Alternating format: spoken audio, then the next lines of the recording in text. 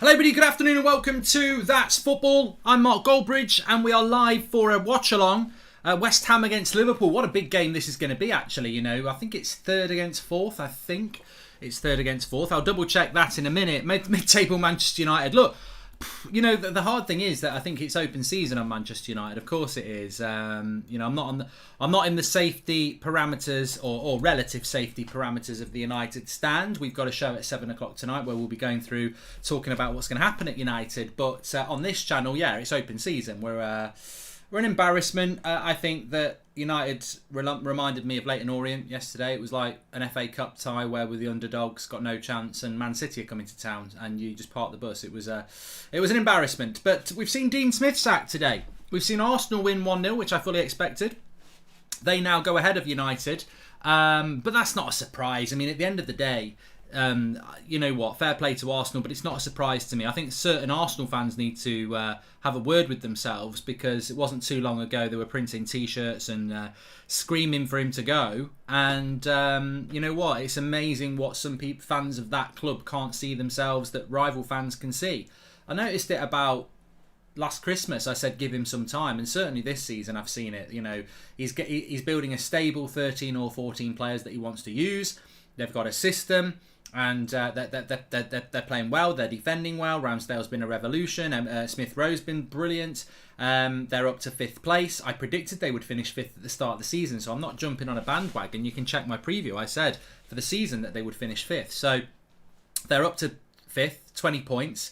If Liverpool beat West Ham today, Arsenal actually would have the same points as West Ham, and West Ham are having a great season. So you've got to say Liverpool are having a good, Arsenal are having a good season. But look, Man United are in 6th. I mean, to be honest, I think that's a bit of a false position. You know, Brighton didn't beat Newcastle. If they had done, United would be down to 7th. Wolves lost to Palace. Otherwise, United would be down to 8th.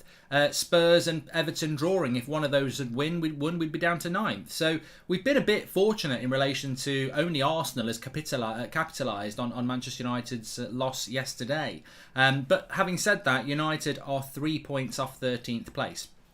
Only 3 points ahead of Southampton. And I think United's next few fixtures are Watford and Chelsea and Arsenal and Crystal Palace. So, you know, there is potential for United to drop more points yet, and I'm sure we will do with Ole Gunnar Solskjaer in charge of the club. So yeah, it's not great, but we've seen Dean Smith get sacked today as well. Let me just give you the team news for the Liverpool game first, and we'll delve into this managerial.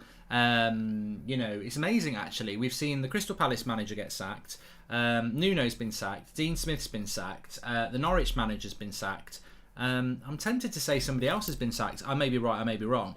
But anyway, look, West Ham against Liverpool. This is a big game. Let's just give you the team news. Fabianski, Johnson, Zuma, Ogbonna, Cresswell, Soucek, Rice, Bowen, Fornells, Benrahma, Antonio. Strong West Ham side. Plays Alisson, Trent, Matip, Van Dijk, Robertson, Henderson, Fabinho, Oxlade-Chamberlain, Salah, Jota, Mane. I think it's interesting. I was speaking to a West Ham fan last night, and the point I was going to make is that they basically said that last season when Moyes played the big teams, he parked the bus and he felt that there needed to be a little bit more expansive. I definitely remember watching this fixture last year, and West Ham did come into the game against Liverpool in good form, but sort of gifted the ball to Liverpool and sat back, and you know, sort of was a bit dismissive. So I think that it was Watford manager who got sacked, not Crystal Palace manager. I thought there was 5 managers who got sacked. I can't think who the 5th one is in the Premier League, but there you go. Any truth in the Brendan Rodgers rumours? Well, just keep an eye on post-match what Leicester against Leeds. I'm sure Brendan Rodgers will speak to the press, and I would imagine somebody will ask him about the links to Manchester United. Maybe they will, maybe they won't. But Steve Bruce was the other one, of course. Yes, so that was 5. So Bruce, Norwich manager, Crystal Palace manager, Aston Villa manager, and Spurs manager. So 5 gone already, and I think all of them probably deserve to go. Maybe the Palace one was a little bit different. But look, I hope West Ham have a go today against Liverpool, because I think if they sit in and try and, you know, counter, Liverpool will beat them anyway. And I think, look, you know what? Obviously, I'm not a Liverpool fan, I'm a Manchester United fan, but so I'd want West Ham to win anyway. But when you look at that league table, you've got Chelsea on 26, Man City on 23, Liverpool on 22, and West Ham on 20. If West Ham were to win this and went up on to joint second with Man City, it'd be ridiculous, wouldn't it? I mean, it was so important for Man City to beat Man United yesterday, and God did they beat us. I mean, they beat us in second gear. They didn't make any subs. It was so easy for them. They're only 3 points off the top now. And I think Chelsea... Look, you can't moan about Chelsea's start to the season. They're top. But in a different... You know, I spoke to some Chelsea fans on Friday and they were like, I hope United can beat Man City. Because if we beat Burnley, we would be 8 points clear of them.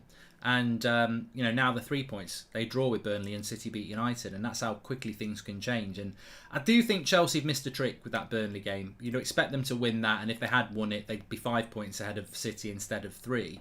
And obviously, if Liverpool win tonight, they will only be a point behind Chelsea. So, it's look for the league, it's interesting. It looks like Chelsea, Man City and Liverpool are going to be very close all the way. Obviously, Liverpool and Man City have played United. We've got them to play in a couple of weeks. So Chelsea need to win that game, don't they? But I'll be honest. Man United aren't going to win this league, so I want Chelsea to win it. I don't. Liverpool's our biggest rival. Don't like Man City. Don't massively love Chelsea, but I would rather them win it out of the 3, unless West Ham are going to pull off a madness. Football moves fast. We've pondered, and so rivals are leapfrogging. Pure incompetence, first by the manager and now the board, says treble champ. And we were 7 points clear of Arsenal, and now they're 3 in front after 11 games. That's enough to lose your job, says Sean Turner. Well, look, Arsenal are now 3 points ahead of Manchester United, deservedly. And this is a club that lost its first 3 games.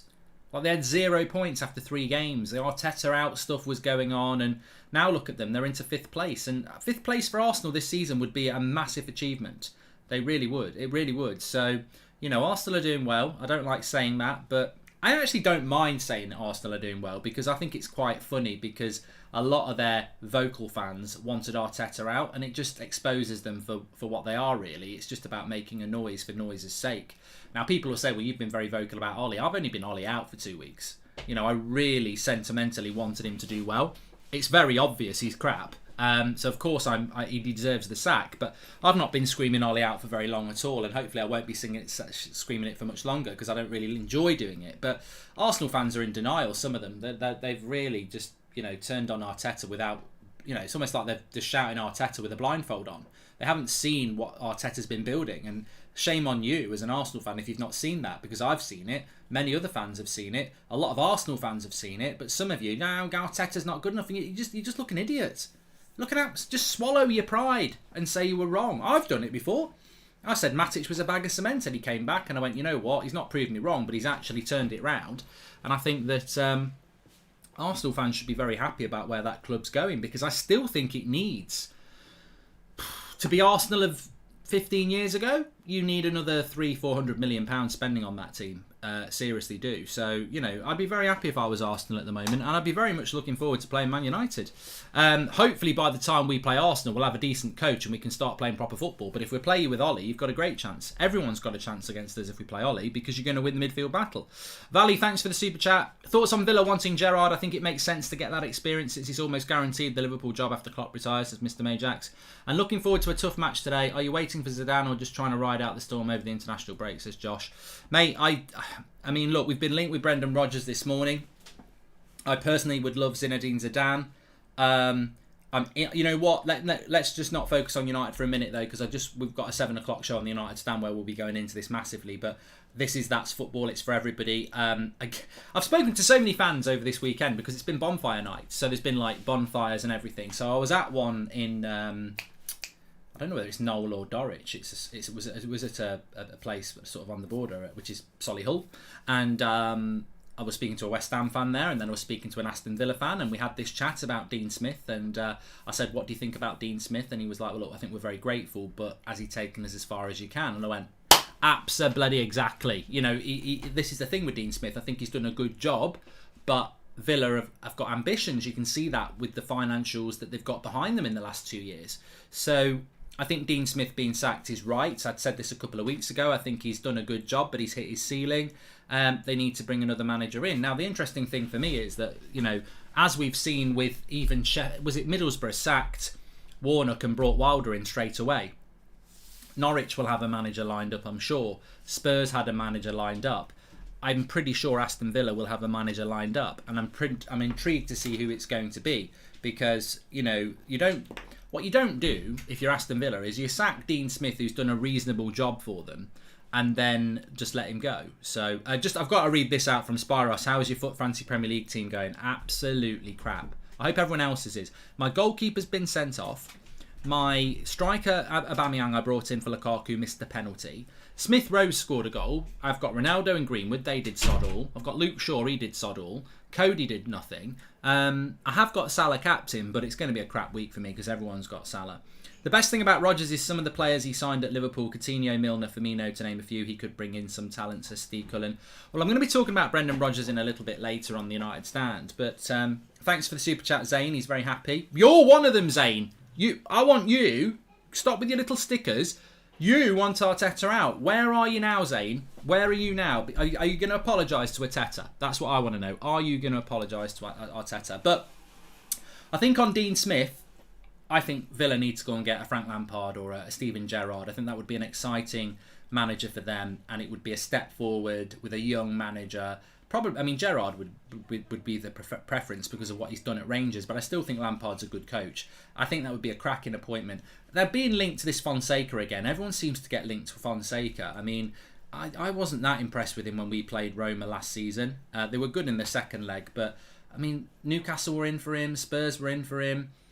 I mean, Villa have been linked to him now. I think if Villa go and get Steven Gerrard, that would be a really good move for Gerrard because he could go there, do a couple of years, and then maybe Klopp goes in a couple of years and he takes the Liverpool job. And you know, very rarely in life does your football career or your managerial career follow a path. But Gerrard seems to be going through the path perfect. Goes to Rangers, proves himself, comes to Villa, proves himself in the Premier League and then takes the Liverpool job. So that would work, and I think Villa would be happy with that. So it'd be interesting to see how that works out. But no, I do agree that Dean Smith needed to go. I mean, funnily enough, their last win was against United.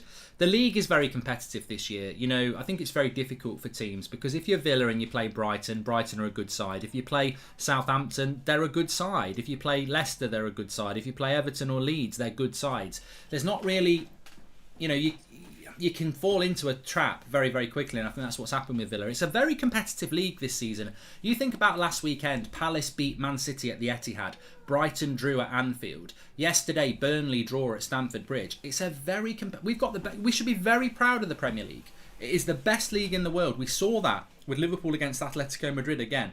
Miles better than them.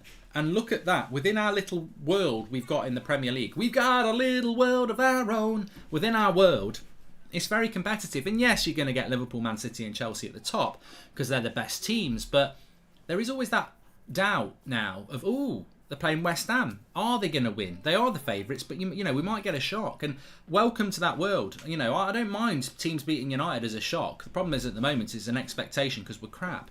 Reports United want Rodgers now. He wants to wait until the end of the season. Verbally agrees to come. This is Stephen Biarri. Mark, a bit off topic. Why is Ronaldo 86 rated on your career mode, says Matthew? Probably because it's year 3 and he's 49 or something. I don't know. That's probably what's happened. Lampard isn't a better manager than Smith or Farke. I'm a Chelsea fan, by the way. He's very overrated, says Jake Sullivan. Well, I still think there's a good manager in Lampard, but, you know, we'll have to wait and see. Mark, you know Ollie's staying and you know it. Neville said Ollie till summer, so that's that. If we're changing, you and Manchester Evening News would know by now, says Andrew C.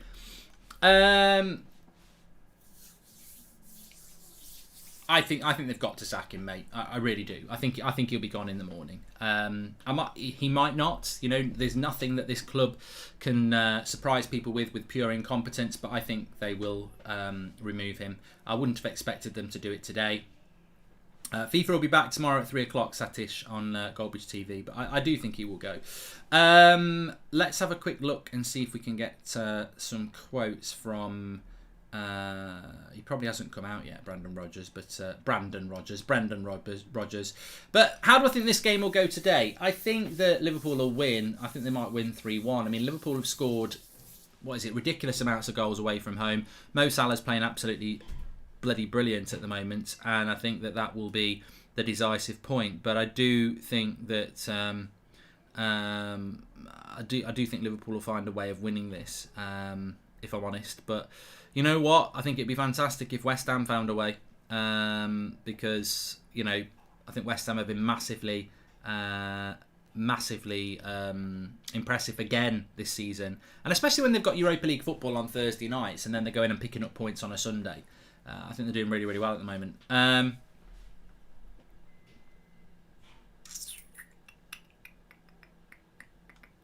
Leeds drew with Leicester. Conte, you know what? I'm so glad. I was going to try and find a way to watch Everton against Tottenham for Conte's first game, and then I just thought, you know what? I'll give it a skip, and I'm really glad I did, because apparently there was hardly any shots on goal, and obviously it was 0-0, so I'm pretty happy with that. I did see a chat there a moment ago from somebody saying, you know, no decent club would take Ole Gunnar Solskjaer. Well, look, if Ole Gunnar Solskjaer was available, there is no way that Norwich or Aston Villa or Newcastle would want him. I said yesterday, and look, take it or leave it, because I'm going to still stand by it. And obviously I was very angry yesterday, but I said he's the worst manager in the Premier League, bar none. I'll argue that with anybody. And I don't think he'd be even one of the best in the Championship. I personally think Ole Gunnar Solskjaer is at best a mid-table Championship manager. And he might not even be that. I mean, seriously, Gary Neville obviously backs his mate. Would he back him at Salford? Because I think he'd sack him. I'd love it. I tell you what, I'd love that. Solskjaer gets sacked by United and Gary Neville gives Solskjaer a job at Salford. Because I'd love to see how long he'd last. I'm not convinced Ole Gunnar Solskjaer is a very good coach. Wow, breaking news. But you know what I mean? I'm not even sure. I don't know what level he is. It's a bit like Andreas Pereira. I always thought Andreas Pereira was going to be a really good player, and now I just don't really know what level he is. As an Arsenal fan, I feel for you guys. I really do. I mean, Thomas, that's sort of, you know, I appreciate that, but that's almost, you know, that's like being kicked when you're down. When an Arsenal fan feels sorry for you, that's bad. Would you take Mark Robins at United? I'm a commentary fan. He's the best manager we've ever had.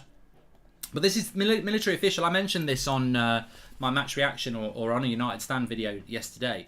This is the sort of modern media bullshit, isn't it, really? Because, you know, we go down this merry-go-round where get Solskjaer as coach, you know, get Gary Neville as a coach, get Roy Keane as a coach. And, you know, obviously they're proper legends of the club. But actually the best performing manager that's played for Manchester United is Mark Robins. Like, he's took Coventry from the brink of non-existence to where are they in the Championship? Top 6 or something like that, and through numerous divisions as well. And yet nobody ever mentions Mark Robins as an ex-United player, but he is an ex-United player, and he's probably the best manager out there at the moment that was an ex-player. But no, he's not a legend. He didn't score a goal in '99. He wasn't one of the class of '92. We're not even appointing. And I don't think we should, but the thing is, we're not even thinking about bringing in quality ex-players. It's the ex-players with the biggest hype that we go for. Thoughts on Ralph Rangnick? Very good, Francis. I mean, I'd obviously take him, but I don't think anything will happen with that. Valley says, as a Norwich fan, I'm not happy with the sacking of Daniel Farr because I don't see anyone else that could do a better job. Would you take him over Ollie? Nope. I wouldn't. I mean, well, no, actually, I would take him over Ollie because he's a better coach, but I wouldn't obviously take him now. I'd have a lot more choices than that. And I wouldn't worry too much if you were Norwich, because although obviously you've got a good history with that manager, I'll guarantee you Norwich have got someone lined up. Villa will have someone lined up as well. Did a bit of research on Ralphie's lethal experience, mastermind, tactically astute. The best option we can have for now as interim, godfather of the Gegan press, is Pratic. I'd love him to come in as an interim, and obviously there's no excuses. But although I do believe he's attached to a club, isn't he, at the moment? Is it in Russia or something? Mark, how the Man United let this Arsenal team finish above us, this Manchester United team in the league? Not a United fan, and it baffles me that Ollie's still in, says Alex Hott. Mate, it's it's just tiring. It's tiring how incompetent Manchester United are. But I do think tomorrow is the big day for United. I think if they don't sack him tomorrow, obviously they're going to stick with him, and if they stick with him, then, you know, God help us, because it's going to get worse. You know, we might beat Watford, but we won't beat Chelsea. We might beat Palace. I don't think we'll beat Arsenal. So, you know, you're looking at the next 12 points for United. Watford away, Chelsea away, Arsenal at home, Palace at home. I think we'll do well to take 7 points.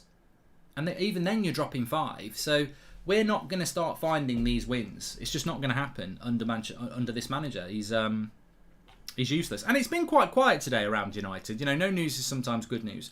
It's not like they've rushed out to leak to their normal journalists, is it? I mean, funnily enough, I think Simon Stone, who's the BBC Manchester United correspondent, he's come out and said 3 managers have been sacked since Ole Gunnar Solskjaer lost 2-0 to... Sorry, 3 Premier League managers have been sacked since Ole Gunnar Solskjaer lost 5-0 to Liverpool, and none of them's been Ole. and he's also lost to Man City. As a Real fan, I'd love to see Zizou at Manchester United. I think he'd prove a lot of people wrong and show how good he is. Jakub, I would love Zidane at Manchester United. I feel like I'm beating a lonely drum with that, but I agree with you. I think he's a top quality manager, and we have got players at United that Varane and Ronaldo love him. He wanted Pogba, he wanted Van der Beek. You've got a spine there for Zidane to work with, and a spine is the most important thing. But the thing with Zidane is, I think if he doesn't want the job, I can't argue with it. I want him to take the job, but this is something that's been worrying me for a long time. That there is a proven track record, isn't there, where if you work under the Glazers, it doesn't go well. And maybe he's just like, look, I'd like to manage Man United, but I don't want to work under the Glazers. He's probably too clever to come to United. Do you think that United would hire a new manager by the end of this international break, says Sush? I think we are going to sack Solskjaer because I think it has to happen. I mean, in a percentage, like, if you had a competent board, I think 99 out of 100 boards would sack him. It's just whether we're going to get that one little bit. What do you think was the tipping point of McTominay blocking you, says Konatic? Mate, I didn't even realise I'd been blocked, right? I was literally talking to somebody a few weeks ago, and I went on Instagram and I was looking at some of the United players' response to a game, because they keep responding to games. And I went on McTominay's and it just said, it was blank. And I was like, oh, this doesn't make any sense, because I know he's on Instagram. So I went in through Google and typed Scott McTominay, and I clicked it again, and the same thing happened. And I spoke to him and said, well, that means you're blocked. So I've been blocked for at least 3 weeks, like probably even longer. And I'm just like, you know what? Grow up. Like, at the end of the day, of course everybody's got the right to block whoever they want to block, but at the end of the day, all it's been is, I don't think he's very good. I think he's overhyped. I think he's a favourite. I don't think he's very good. I think he's getting in ahead of players that are better than him. I mean, if that's the mentality of our passion merchant, then he ain't got a lot of bloody mental strength, has he? I think it's weak from a player to do that, especially when my intentions and many other United fans' intentions are purely good. I just want a team that's good enough. My best mate could play for Man United in the midfield, and I would say he was shit. Like, it's football. It's nothing personal. It's football. Like, literally, my best mate could play for Man United in the midfield, and I would call him a big bag of shit because he's not good enough. That's all it's about. You're just not good enough. And prove us wrong. Like, there's nothing I'd like to see more. Genie, is he here to say the final score will be 3-2? Ox goal and Salabre, Soucek and Antonio for West Ham. I tell you what, Mr. Majax, if you can predict a game like that, I'll give you some credit. Players are coming out onto the pitch. I strongly believe this Rodgers story is bullshit. I always, like you did, Ollie needs to go, but he won't until top 4 is in jeopardy, says Summerjit. And Mark, you really can't criticise Arsenal fans who wanted Arteta out, and still do, actually, because they have a higher standard than 5th. It's double standards considering our stance as United fan. Mate, Moses, I can criticise them, because if they think that they're better than 5th, they're idiots. You've got to, know the room at the end of the day. Arsenal fans who think they're better than 5th, wake up and smell the bloody coffee, you thick idiots. Like, you're not better than 5th. Your squad's not better than 5th. Your club over the last 7 years has not been better than 5th. Even if you finish better than 5th, you're not better than 5th. You've been finishing 8th for the last 2 years. 5th would be an amazing season for Arsenal. I would applaud it if they get 5th. There's a massive rebuild at that football club, and if Arsenal fans think they're better than 5th, they're idiots. Of course the size of the club is better than 5th, but you can't just click your fingers and be 5th. You've got to work towards something. Big man, how does it feel to ratio the Man United captain and blocked by Manchester United's Roy Keane? I don't really feel good about it, My Big Melons, really. It's like when I got called out by Gary Neville a couple of weeks ago. I don't really like it. It's a shame because, we dream the same dream, we want the same thing. But it's about standards, isn't it? It's about standards. That's what it's about. And I think that, when the captain of the club is coming out with a copy and paste, we feel like you do, we're working really hard. It's just, I'm bored of it. And Gary Neville put out a good tweet this morning about how I'd never seen this clip before. It was unbelievable. In fact, I'm going to mention it on the show tonight. They had this guy on this sort of podcasty thing where he was talking about Manchester United's social media. It was unbelievable that they actually agreed to do the interview.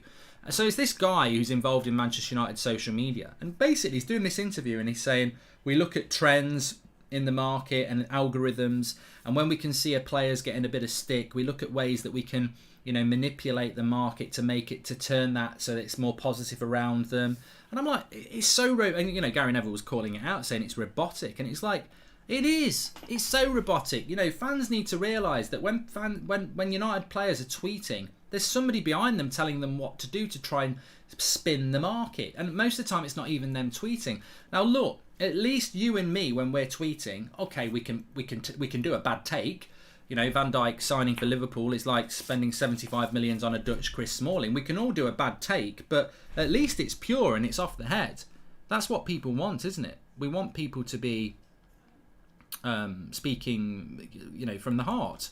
And I just think it's robotic and it's poor. And I think, you know, if that's what football clubs think of fans now, that let's just generate some bullshit and put it under a player's name, well, it should be called out. And that's what I was doing under Harry Maguire's tweet. It's clearly robotic. It's clearly trying to manipulate the fans. And, you know, it needs calling out. It's fake. And, you know, if footballers want to be fake after what is without doubt one of the worst performances I've seen from United in a very long time yesterday, then you're going to get a real answer, aren't you? And they do need calling out of it because it's not sincere. It's not sincere. And it's not right. And look, I stuck up for Harry Maguire last night. There was pictures of him out in a pub having a drink, and people were like, "Oh, look at him out in a pub smiling after the Manchester derby." What do you want him to do? Lock himself in his bedroom and go to bed? Like, you know, he's got every right to go out having a meal with his friends and family. And if he wants to have a bit of a smile, he can do. But, you know, I haven't got a problem with players doing that in their own time. But the generic nonsense that we get tweeted out that the masses then think is actually from that player, you've got to call it. You've got to call it out. 1 point for Tottenham, still a poor result to be fair, says Govand. I think you've got very winnable games coming up, though, Spurs. Now it's not a terrible start for a new manager to go away from home to Goodison Park and get a point. I don't think Conte will be too unhappy with that. McTominay blocking you is his best defensive performance this season. He's McTominay on the pitch and Maldini on Twitter, says Mr. Majax. Hey Mark, did Rodgers say anything in the post-match press? Any news? I haven't. I thought he would have said something, but I don't know whether he's got to be. Look, he's got to be asked the question. Rodgers has got to be asked the question to answer the question, hasn't he? So I don't know if he's done his post-match press conference yet. He probably has, but I don't know whether he's been asked anything yet.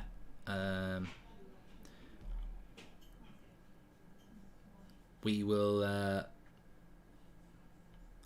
can't see anything about it. Brendan Rodgers. Let's have a look.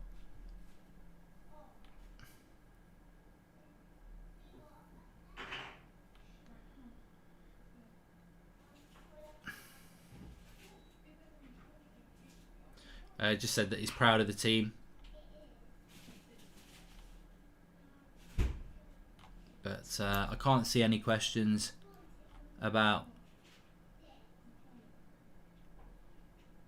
No, I can't see anything. Unless anyone else has heard anything, I can't see anything. Anyway, we're just about to kick off here. Let's get the timer ready.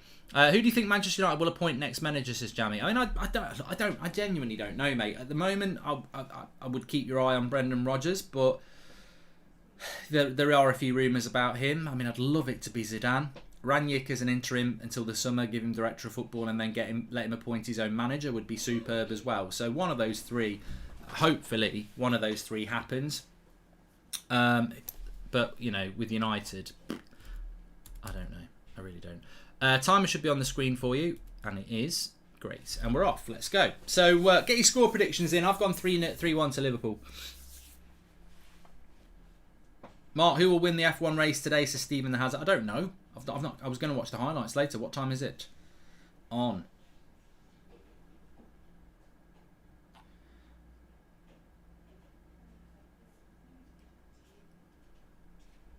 Would I take Emery at Manchester United? Oh no.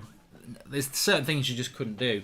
He's a good manager, Emery, but imagine taking Emery at United. You'd just get bantered every time you lost because from Arsenal fans.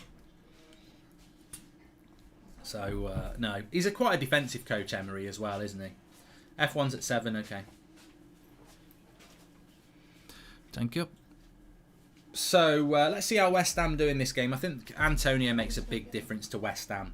I think when Antonio... I mean, Man United always seem to play West Ham when Antonio's injured, and I think it's a massive boost when he's not playing because he really does give that team such strength and physicality. up front. But here's Mane early doors into Robertson. Edge of the box cleared. Hi Mark, thoughts on Eddie Howe to Newcastle? Do you think he could keep us up, and would you take him over Ollie? Says St Miniman. And Izias, thank you very much for the super chat. I think with Eddie Howe, it's a bit of a weird one for Newcastle, and I can sort of see why Emery didn't take the job. I don't think anybody wants to be the first man under that billionaire owner or billionaire owners.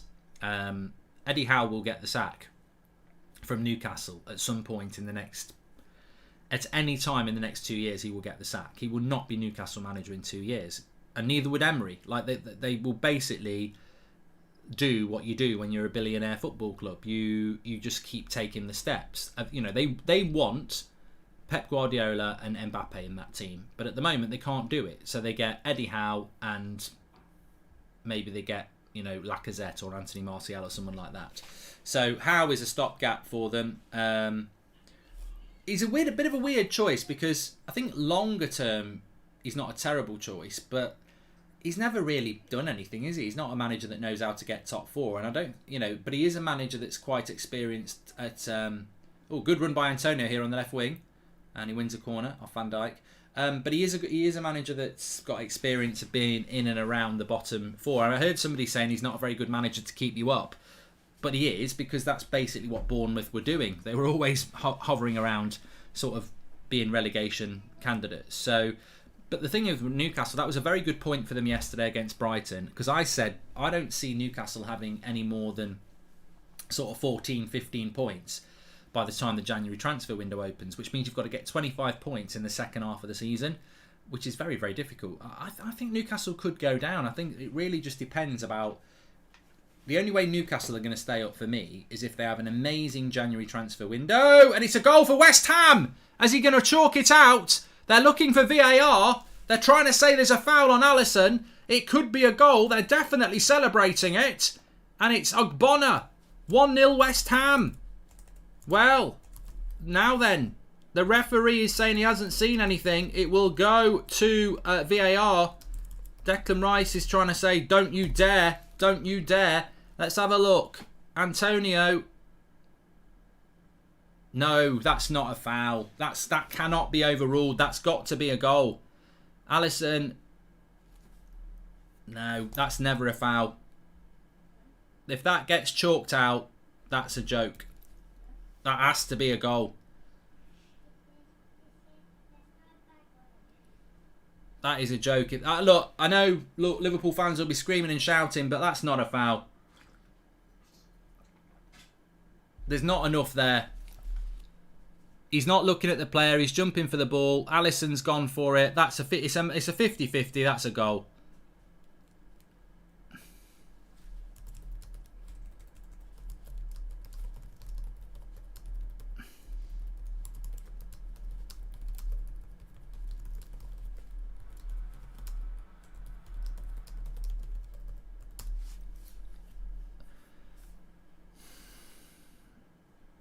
Now they're looking at a possible handball.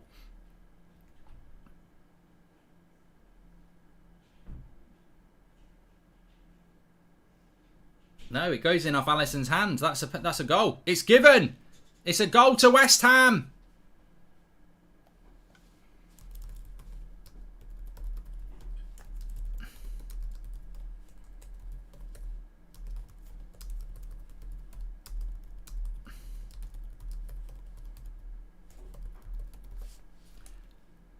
I think it's just weak goalkeeping. Agbonna's got the jump on him. There's definitely physical contact, but Alisson's got a clear jump at it. Agbonna's jumped before him, and Alisson's got his hands to use as well. 1-0. I can change the score. I had a feeling they were going to overrule that, but he said, "Well, look, for the non-Liverpool fans, it's the perfect start." I still think Liverpool can go on and win the game, but it just makes it a more exciting game now. And West Ham are looking good here. They're looking confident. Lul says it's interesting no one yesterday was talking about that penalty against City. They didn't even talk about it on Match of the Day. They didn't even replay it. I think people are just so so sympathetic to the fact that Man United are awful. They didn't even point that out on match of the day. It was a Stonewall penalty. I don't know what people were talking about. It was a definite penalty, and VAR just said no. Sympathy votes. I mean, imagine if that had been 0-0. That was such a penalty. People would be going mad about it. Why do you think some don't want Rodgers as Man United manager? Is it because he managed Liverpool and hasn't won anything? Poch hasn't won anything either, though, says Salah Ahmed.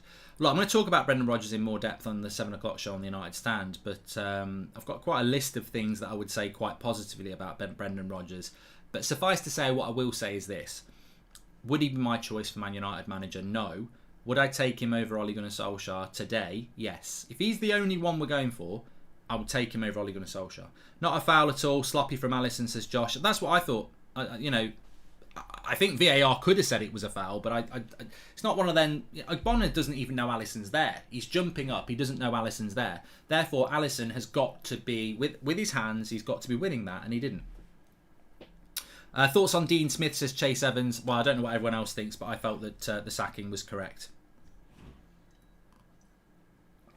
I think that he'd taken them about as far as they can take, and if they can bring a better manager in. Now, Jordan Henderson's gone down here. I don't know whether it's a connection injury. He doesn't look very happy. Let's have a look. Oh, that's a worry because it's not the leg. Oh, no, I think it's a connection injury. I think he's just been banged on the knee. I thought he twisted his knee, but I think actually he's just caught it. He's just been banged on it. Oh, it might be a red card here. Oh, I tell you what, he might be in trouble.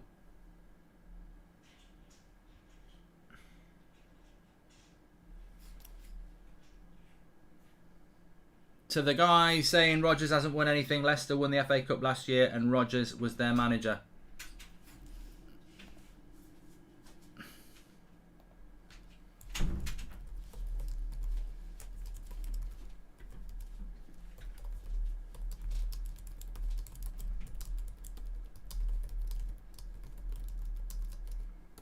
I'll tell you what, I'm not, obviously I want Liverpool to lose being a United fan, but I'm going to be fair.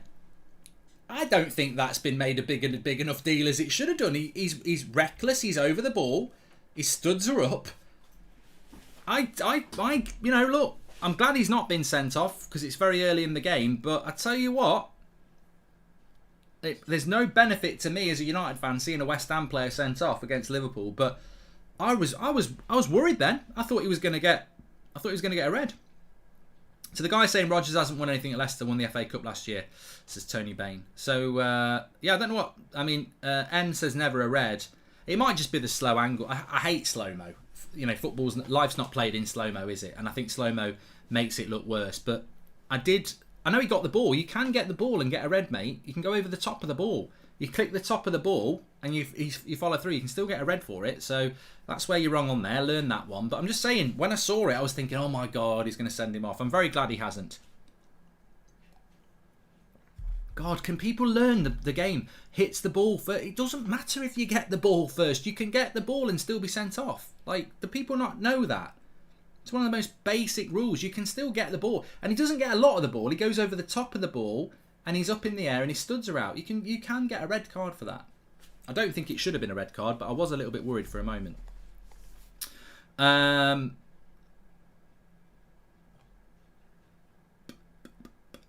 suppose the problem is it's the inconsistency, isn't it? We see those decisions getting yellow cards, red cards, and then you get nothing for it. And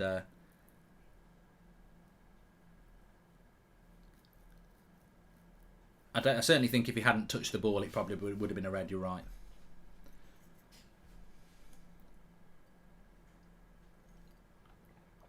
Hi Mark, as a Villa fan, I'm quite sad with the news. We all wanted it to work, but it wasn't to be. I would not want Gerrard though. I would look elsewhere, says Alex. I'd be surprised if you do get Gerrard, but they've obviously got somebody lined up. Holgate got sent off for the same versus Spurs as English Talent FC. Hey, I don't want it to be a red, so don't shoot the messenger. What I'm saying is, when I saw it on the replay, I did worry because I thought, ooh, you know what? I don't want it to be a red. I want Liverpool to lose. But what I'm saying is, looking at it pragmatically, when I saw it, I didn't think anything of it. And then when they showed it on the replay, I was like, oh no, they'll send him off for that. So I'm very surprised that they've just gone play on. But I'm very glad that they didn't. And you can get sent off for getting the ball first. Of course you can. Otherwise, look, here's a scenario for you, right? Here's somebody I don't like. They've got the ball. Here's Goldbridge. I get the ball as they go into the tackle, but I leap off the ground, stood showing, and bang into the ball. That's a red card. So you can get the ball and get sent off, is what I'm saying. Don't ever think you get the ball, oh, it's not a red card or a yellow card, because you can still be reckless. Louis Parker says DT. I forgot about him. Never. No, what's happened to him? I don't know what's happened to him. I genuinely don't. People used to ask me. I've got no idea what's happened to him. I know he tweets every now and again, but please subscribe, by the way, bottom right hand corner.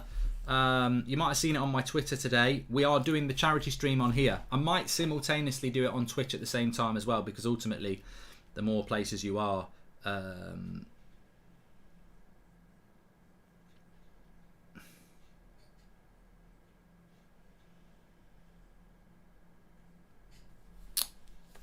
next Saturday all day. Obviously it's the international break, so I do my charity stream and it will be on here. Looking forward to it. But make sure you subscribe, bottom right hand corner, and I'm just going to see what we're on.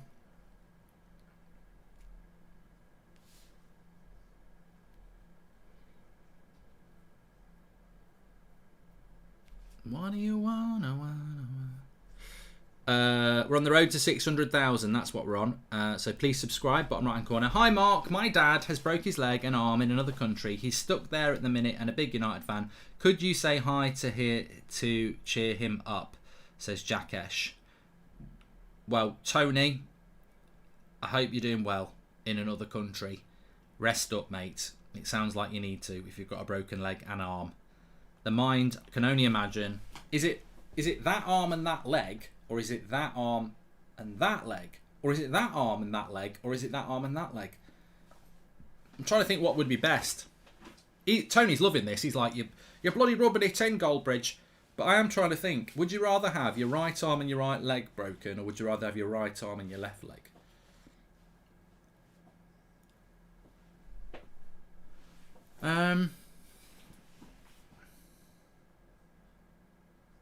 I think it's better to go opposite. And I'd rather have my left arm and my right leg. Ooh. Yeah, actually, I think that would work. Anyway, rest up, Tony. Hope it's not too bad. What were you doing? That's what we want to know. You can use a crutch if it's on the opposite. That's what I'm thinking. Mark, do you legitimately hate DT? No, never did. We actually got on quite well at the end. He's not dead, by the way. I'm just saying, it's like, I've not spoken to him for a long time, but the last time I spoke to him, it was all right. Ogbona's gone down injured now. It's a bit of a stop-start game, this one. I do like these sort of autumnal games, when it's starting to get dark outside and all that. But yeah, I don't know what's wrong now. It's gone down as an Alisson own goal because it was. He's got to do better there. Any news around Ollie, says James? It's very quiet. It's very, very quiet. Very, very quiet. Nicola has said Man United are shirt. I think you mean shit, mate, and you're right. If I don't know what Man United are shirt means, but I think you put an R in there by mistake. Maybe it's predictive texting. But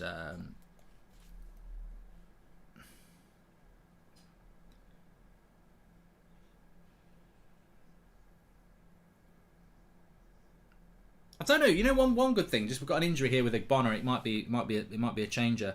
One thing I haven't, and maybe the chat can help us out with this. In relation to Dawson's going to come on here for Ogbonna, which is a shame because there's a big difference between Dawson, who's about 92, and Ogbonna, who's obviously more mobile. But I I don't know how you get a manager out of a club.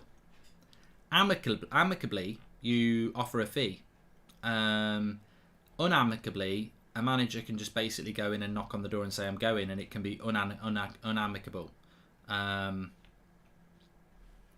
So I don't know. But it doesn't appear like Brendan Rodgers has been asked anything about that Manchester United thing, unless anybody knows any different. Causing a bit of a debate on social media. I'm just having a look there.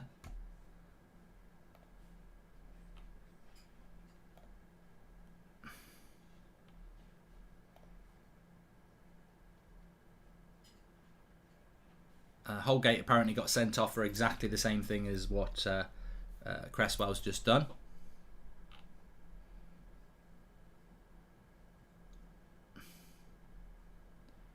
Down, down, down, down, down.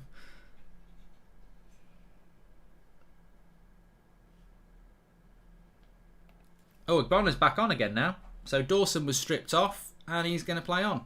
Not literally stripped everything off. That would be hideous. Dawson of West Ham stood naked on the touchline. That's not what we went. But 1-0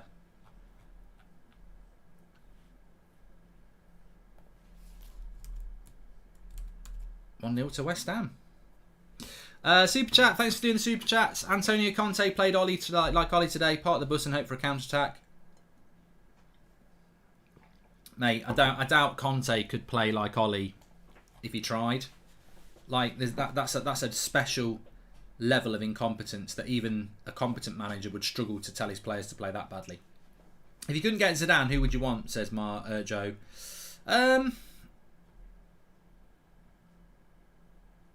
David, thank you for the super chat. I would like to get. Zidane's the one I want. I wouldn't be opposed to Brendan Rodgers, but I want to talk about that more on the 7 o'clock show because we've got a few guests on, so I think it'll be a good debate point. But Agbonna's gone down again now. I think it's a separate injury. I think he's been caught in the face this time. It's a very stop-start game, this game. There's going to be a lot of added time here.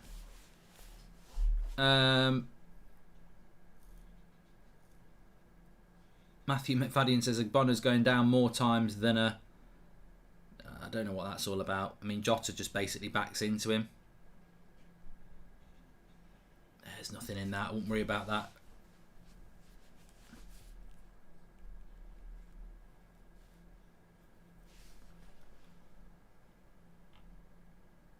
Whack him low to Man United, says Muzzy. I think if you're going for like a Ranić or a Whack him low, or someone like that, just go into him till the end of the season. What do you make of Vieira's Palace this year, Mark? Very impressive, Joe. I mean, what I would like to get a bit of praise for is Brentford. I did say that Brentford's bubble will burst, and yeah, lo and behold, it has, hasn't it? Unfortunately for Brentford, they've acquired enough points so far that they don't need to worry about being in a relegation battle just yet. But they've, they lost to Norwich at home yesterday. You'd never have predicted that a few weeks ago.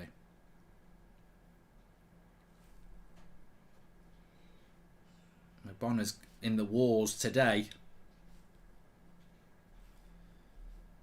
Please subscribe, by the way. Bottom right hand corner. Get involved with the channel. You're all very welcome on here. That's football. Welcome, welcome. As I say, we're not talking much about football at the moment because there's a very, very stop-start game, as I said.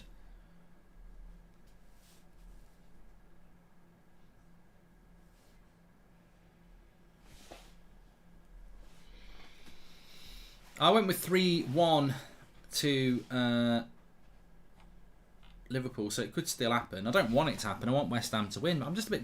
I'm sure this game... We're 20 minutes in. Agbonna is going down the touchline, so maybe they are subbing him this time.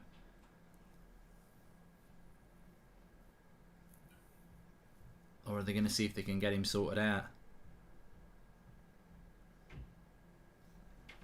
Alisson's looking a bit shaky.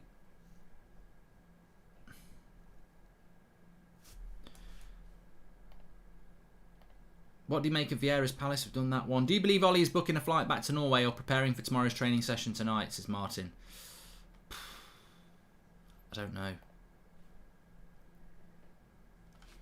I don't know. I mean, all I would say is with United, Mourinho was sacked not the day after, not the night. Dawson is going to come on here. Agbonna's going to come off. So he won't be coming back on.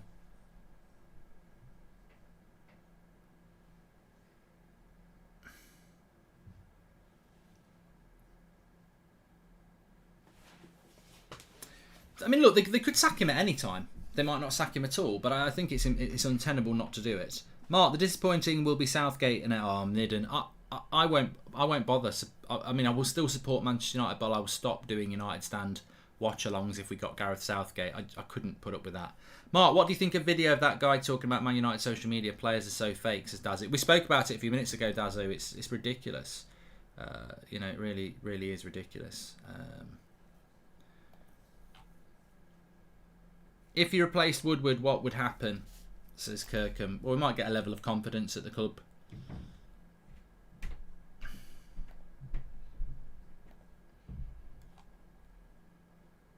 I did see the Roy Keane video, yeah. I don't really know what was being said, but he was squaring up to somebody. Red Bull Salzburg coach Matthias Jassi is done a really good job and plays attractive football similar to Nagelsmann. Could be possible for United, says Robin. I don't think United have got the intelligence on their board to go and get a manager that left field. They'll always want to go for somebody that's, you know, more, not necessarily proven, but glamorous. Lots of people on the social media saying it should have been a red card on Cresswell.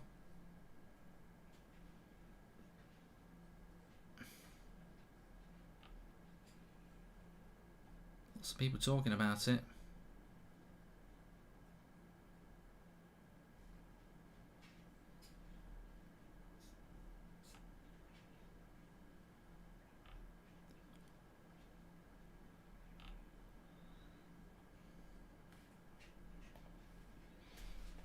It's not. To be honest, I've been really, really, really looking forward to this, and I'm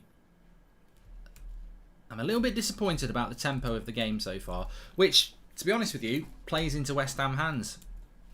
McFred or the two Longstaff brothers, says Sunday A, and Manchester United should pay whatever it takes to get Nagelsmann. They've got absolutely no chance. Cool work. Mark, Ollie said he's preparing for Watford, not unusual as he wouldn't accept he's on the verge of sacking. Indicates he's been told he's safe. Ollie out, says Alex G.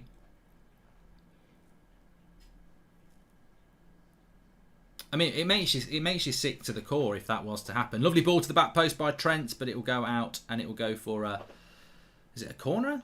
I think it's a corner, yeah. Mark, thoughts on Ty saying United fans who walked away at 5-0 result are disgrace and not proper fans. By the way, I stand with you. McTominay's not a good player, says Weber. And hey Mark, do you think there is an effective way that Pogba and Bruno can play together against top teams in the current squad? Well, they already have, Tom. Bruno and Pogba have played together. The season we finished third, when we came out of lockdown the first time, they played together and we were a very, very good side with Matic. So they can already play together. It's just Pogba and Bruno can't play together if you're just going to pick McTominay or Fred on their own, because neither of those two players know how to play as a CDM. It only ever worked when we had Matic. So I definitely think they can, but you need to have an Ndidi or a Declan Rice or a Matic prime to do that.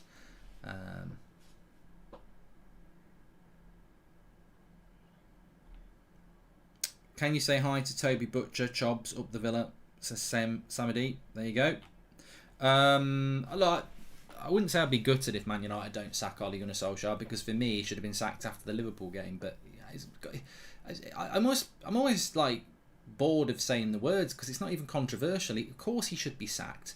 Everything around you gives you massive hints as to why he should be sacked. Villa sacking Dean Smith before we sack Ollie. They're more ambitious than us. Spurs are more ambitious than us. Norwich are more ambitious than us. You know, clubs are singing Ollie at the wheel, like, and they're not United fans. It's so obvious how crap he is. But the battle you've got is everyone knows Ollie's crap, but does everyone know how crap the board is? And that's what I mean. You've got an incompetent management team, but you've also got an incompetent board. Why would it surprise people if an incompetent board sticks with an incompetent management team? Somebody's got to be competent to make the right decision. And unfortunately, we've got incompetent board, incompetent management team, and they're all just holding hands with each other. What you need is competence on the board, and he would have been sacked a long time ago. But look, this is intrigue now. We're getting a bit of a flow to the game, which is good. 26 minutes gone, but reality is I think there's probably about 5 minutes to be added on at the end of the first half here. But we're starting to get a bit of momentum now. It's been a very stop-start first 20 minutes. But Liverpool 1-0 down. A little bit of controversy on the goal, but I think there was more controversy on whether it should have been a red card against Cresswell. I think the goal's a goal. I think it's just a little bit weak by Alisson, really.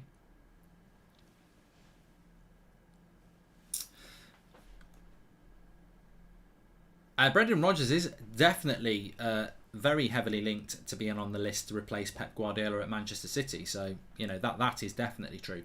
Pogba and Matic don't work if they start the same game, says Martial FC. Well, they do, and they did, and they have. How can you say they don't work? What are you talking about? Is there a special school German and Spanish coaches go to? Their overall level is better than the British. Is it due to their philosophy on training, says Chiri? I just think that the Premier League has become very continental in the way that we play football. And that's because of foreign coaches coming into the Premier League. So, British coaches need to educate themselves a little bit better, don't they? It's definitely something to do with the way that they approach football on the continent, yes.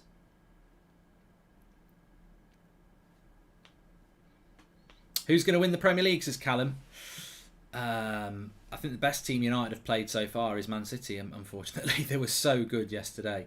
And I know Liverpool beat us 5-0, but I was more impressed with City. I thought that they were... West Ham were nearly in on the break there. I just thought Man City would just never broke sweat. I just hope that if it is going to be Liverpool, Man City or Chelsea to win the league, that they push each other all the way. I'd like to see a really good title race. I don't want to see what happened with Man City last year or Liverpool the year before, where there's just one team that's so much more consistent than the other.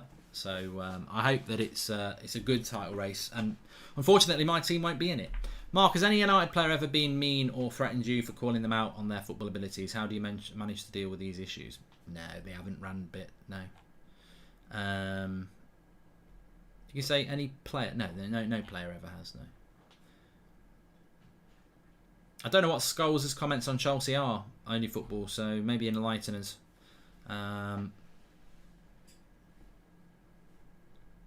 I'm never more quiet on. I can knock the volume up. I shouldn't be. Or maybe I was a little bit more quiet there. Okay.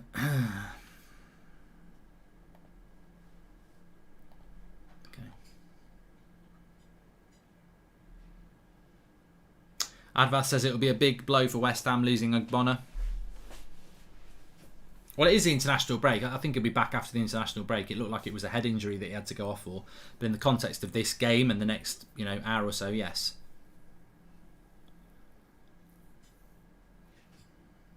Mane in the box here. Robertson with the cross. Hi Mark, hope you're well. Shall we expect good news tomorrow morning? Please, please, please, says Said. I hope so, mate. I hope so.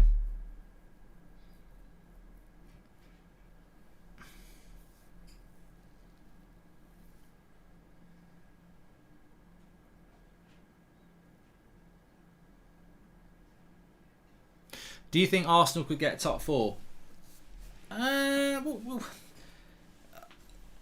my automatic answer was to probably say no, but I think I'd have to say Jackish says that his dad Tony, was it Tony, broke his arm and leg on his best right hand side. What did he do, Jackish? That's what we all need to know. But cross comes in, good header onto the roof of the net by Jota. I I wouldn't normally say Arsenal could get top 4 because I think a lot of people expected at the start of the season that it's Henderson with the cross and Jota just heads it over.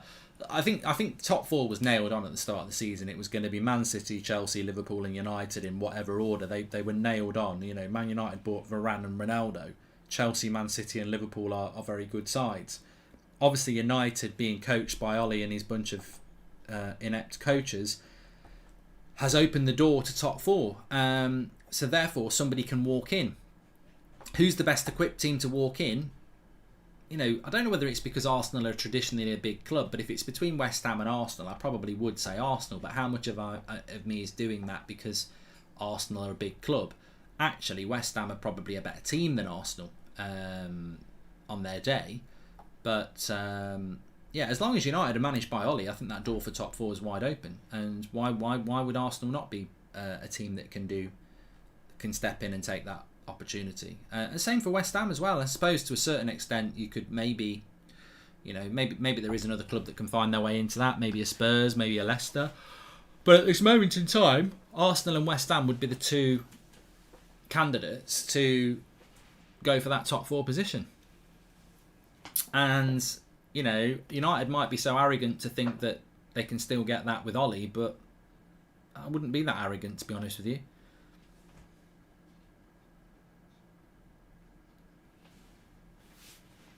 So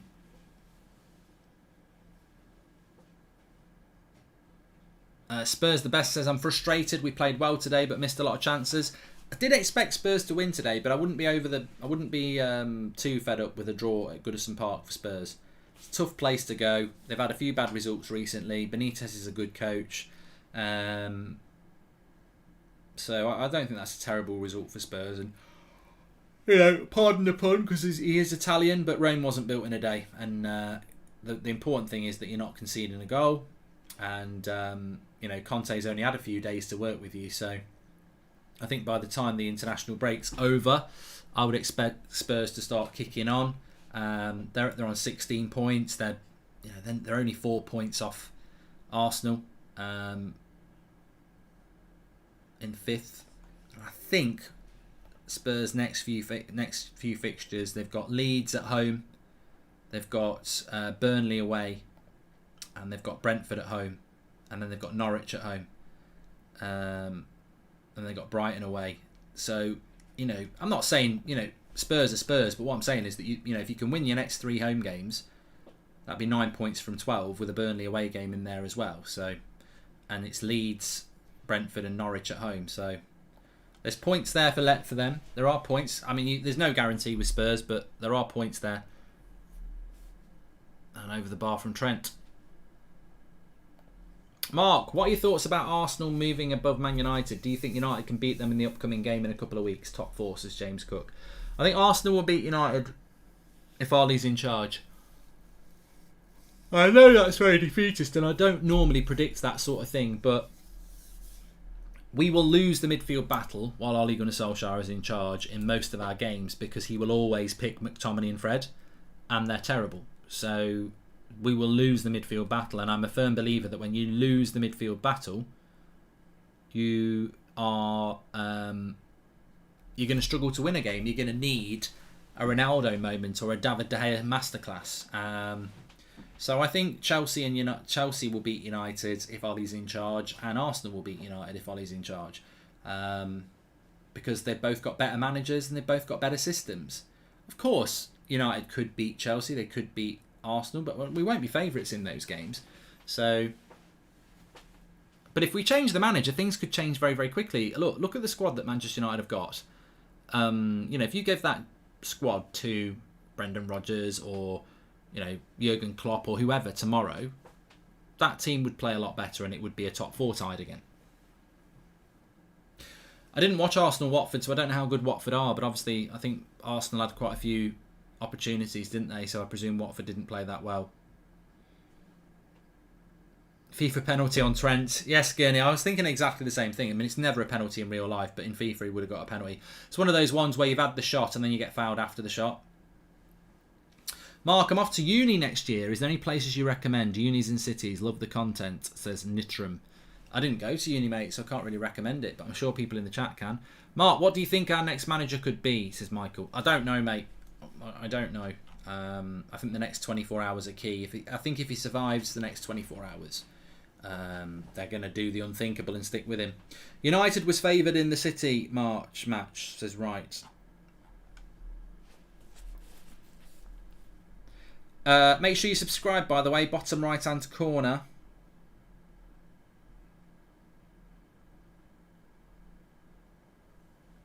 Will it be the end of McTominay under Brendan Rodgers, says Syed. No, I mean, look, I don't know where this all comes from, really, because I think at the end of the day, the only criticism I ever give to the players is because I don't think they're good enough. And at the moment, Paul Scholes described Aaron Wan-Bissaka as useless. I like Aaron Wan-Bissaka. I think he's good.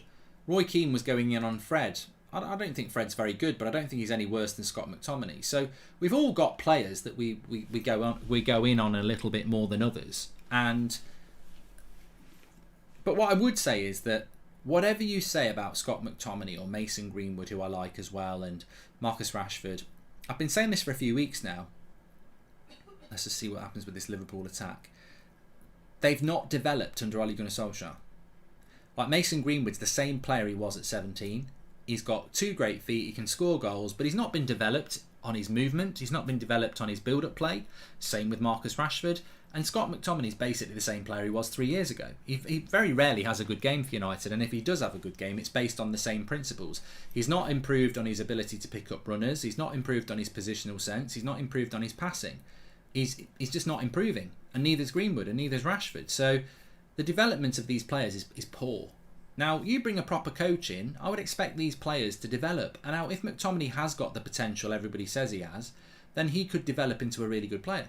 So for me, it's about a clean slate for every player if we get a new manager in. And I think I've been very firm in saying that, look, there's been some really bad performances. I love Bruno Fernandes, he was terrible yesterday. But so much of it is dependent on the coaching, which has been very, very poor. Free kick on the edge of the box here for Liverpool, right on the edge of the box. It's a good area for Salah or Trent. Declan Rice is like what you want about, but it's been given right on the edge of the box, this. And I'm not sure whether it is a foul. Let's have a look. Yeah, it is. It is a foul. Declan Rice. So good opportunity here. 7 minutes out from half time. Right on the edge of the box.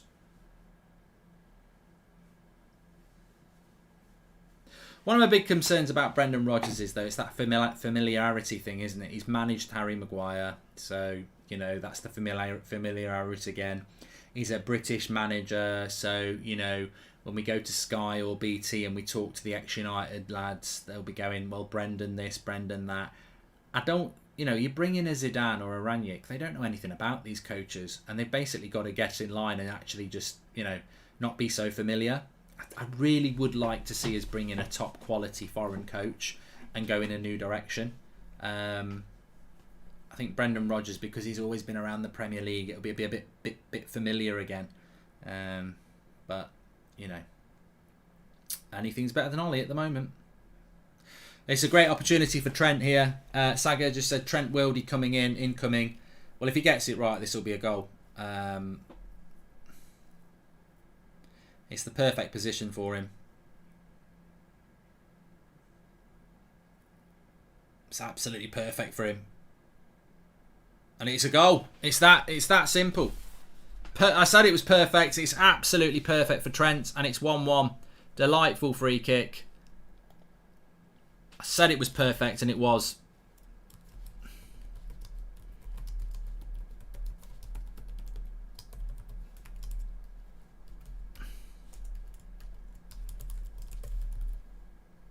It is. The technique is just superb. But if you know anything about Trent Alexander-Arnold, which I'm sure Liverpool fans do, I feared when that happened. Yeah, so many times you get a free kick on the edge of the box and people go, "Oh, it's a great position for such and such, such and such." But I think that position with someone like Trent Alexander-Arnold, you just expect it. I wouldn't say it's an easier chance as a penalty, but there felt like there could be a goal in that one, and there certainly was. 1-1. Liverpool back in the game. before half time. Cracking free kick. I think Salah gets the assist as well, doesn't he? Because he played it short. He does. I mean, Salah was fouled in the free kick, which isn't an assist, but it was an assist because he played the short corner to him.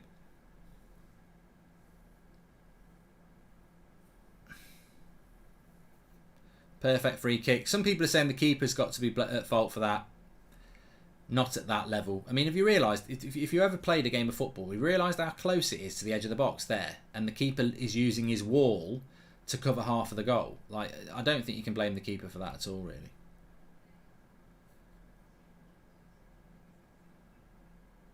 Good tackle by Rice on Salah.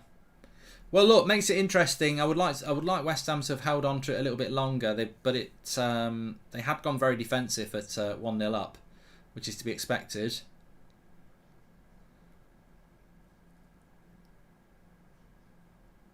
"3-1 Liverpool incoming," says Praz. Well, I did predict 3-1 to Liverpool, to be fair. Will Brighton get top 4 this year? No. I don't know why Brighton didn't beat Newcastle. I mean, that's a real dropping of 2 points by Brighton yesterday. "If we missed out on top 4, Ronaldo goes to PSG next year and his return was pointless. Would be the biggest L in football history," says Harris. Well, you know, I'm not thinking about Ronaldo leaving after 1 year yet, but I don't think he'll stay at United to play in the Europa League. No.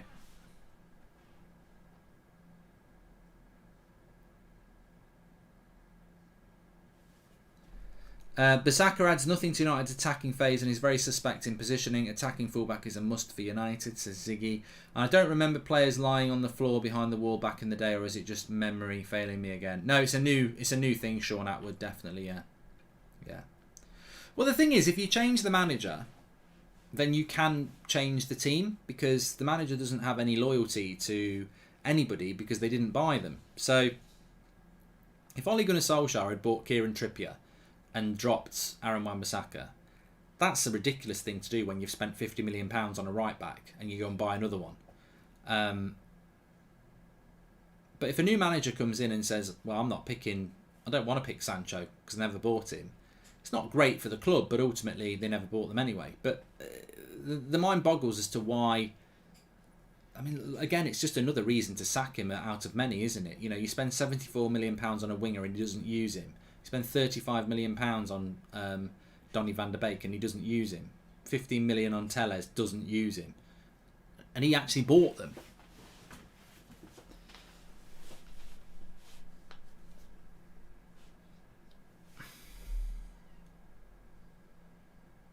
I think Advath just said about Wan-Bissaka getting a bit of stick yesterday. I think there's been unfair stick attributed to Wan-Bissaka for too long.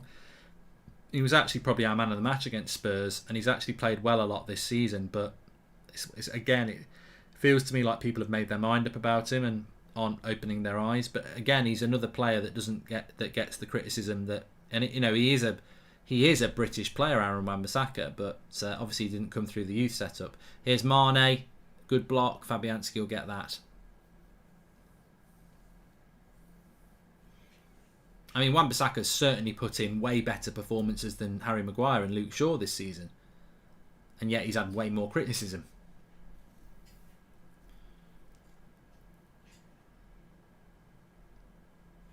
Leon says, "Is it good that it's quiet about Solskjaer?"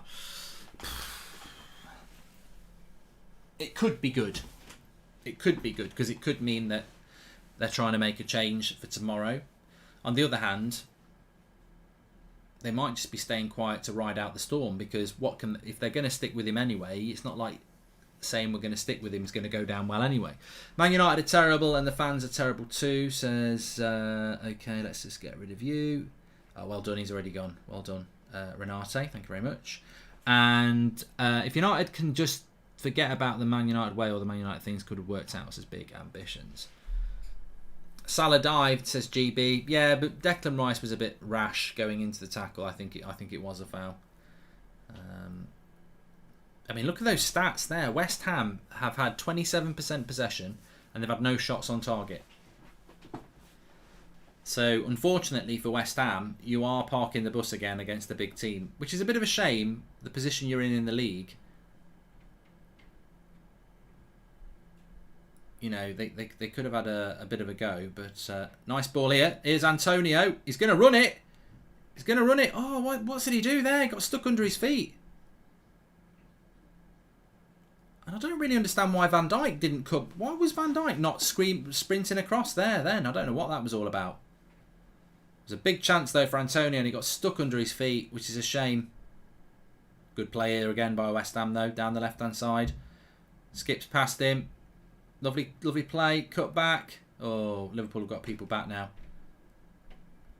Cresswell with the cross.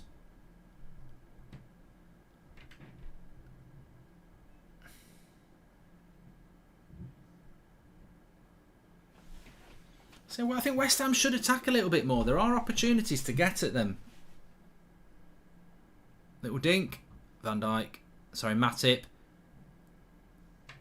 Ref's giving a foul. 6 minutes added on.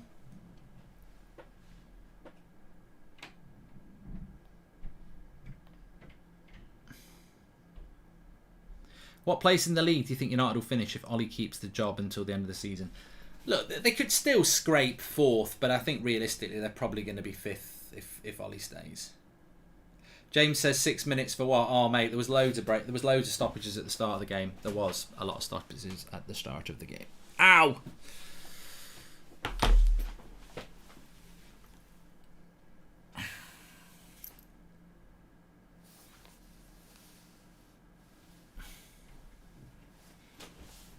Do you think Chelsea play good football? I actually haven't watched a lot of Chelsea this season. The team I've probably seen the most this season is obviously United. Seen quite a lot of Arsenal. A fair bit of Liverpool.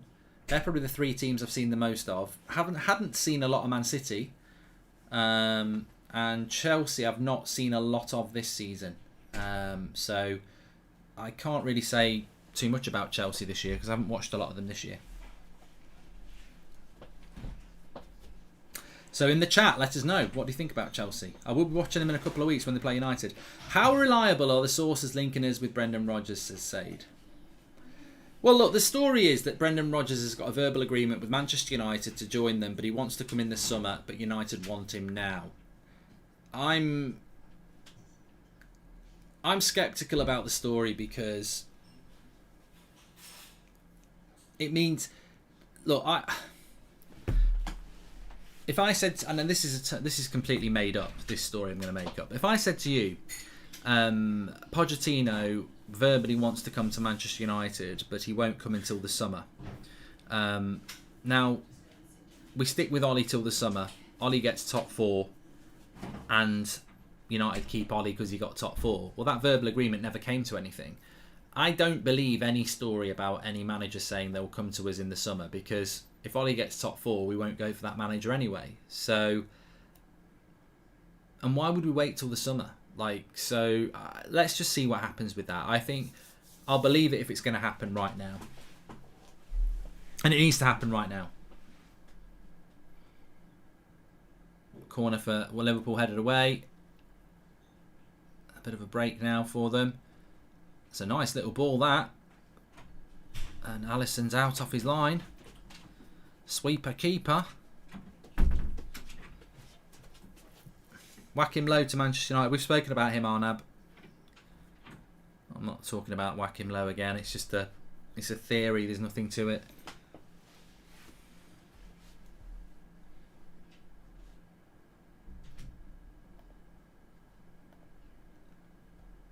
Ralph Rangnick is an interesting proposition, and that came from Christian Falk last night. So he's in a job, isn't he? AF says Chelsea are boring and predictable with Lukaku and very fluid and entertaining with the false nine. West Ham. Oh, he got the ball. He got the ball. What a tackle. Van Dijk cut it back, and he did get the ball. Had to get the ball. And I think now there'll be a yellow card for a West Ham player. Let's watch this back. It actually is in the 6th minute. Cross into the box. Cut back by Ben Rama. Yeah, blocked by Van Dijk.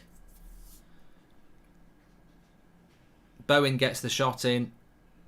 Or did he actually make the tackle? Soucek chops down Jota. Interesting game. On the Goldbridge channel, you have said you wouldn't change anything you passed because it would change the now. If only United would have got Klopp, says Sean Atwood. Apparently he didn't want the job, wasn't interested in United. Bit of a Disney channel, wasn't it? That's what he said, I'm sure. And that's half time. It's a very long half, but it is half time. Right. Let me stop the clock. Set. Oh, it's not half time yet, actually.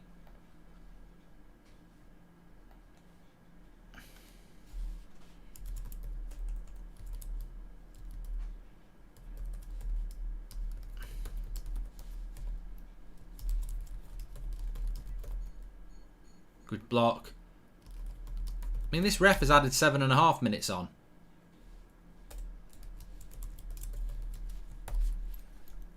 But it is half time and it's 1-1. You could argue for West Ham, they'll probably be feeling it's a bit of a halfway house. Danny from the Scripts on Strictly tonight.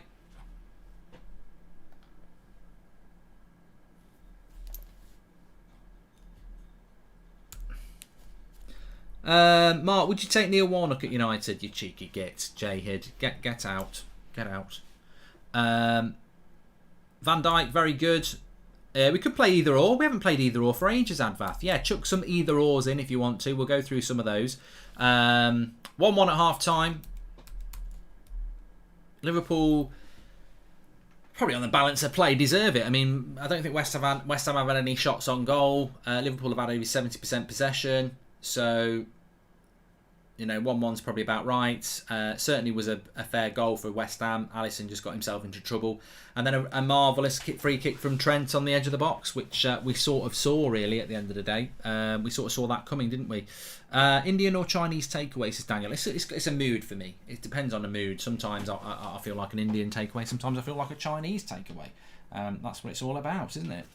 Why do you want West Ham to win, says Manash? Because I'm a Manchester United fan. I never want Liverpool to win. I can appreciate them if they play well and say fair play, they deserve to win, but I'd never want them to win. Graham Potter or Harry Potter, says crossing the channel. Sunday afternoon film, Harry Potter. If you want a manager of a football club, Graham Potter. Although Harry Potter would probably be quite a good manager, but he doesn't strike me as the sort of lad who likes football, so he probably wouldn't be able to work his magic that well. Keane or Scholes? Keane, Catherine, definitely for me.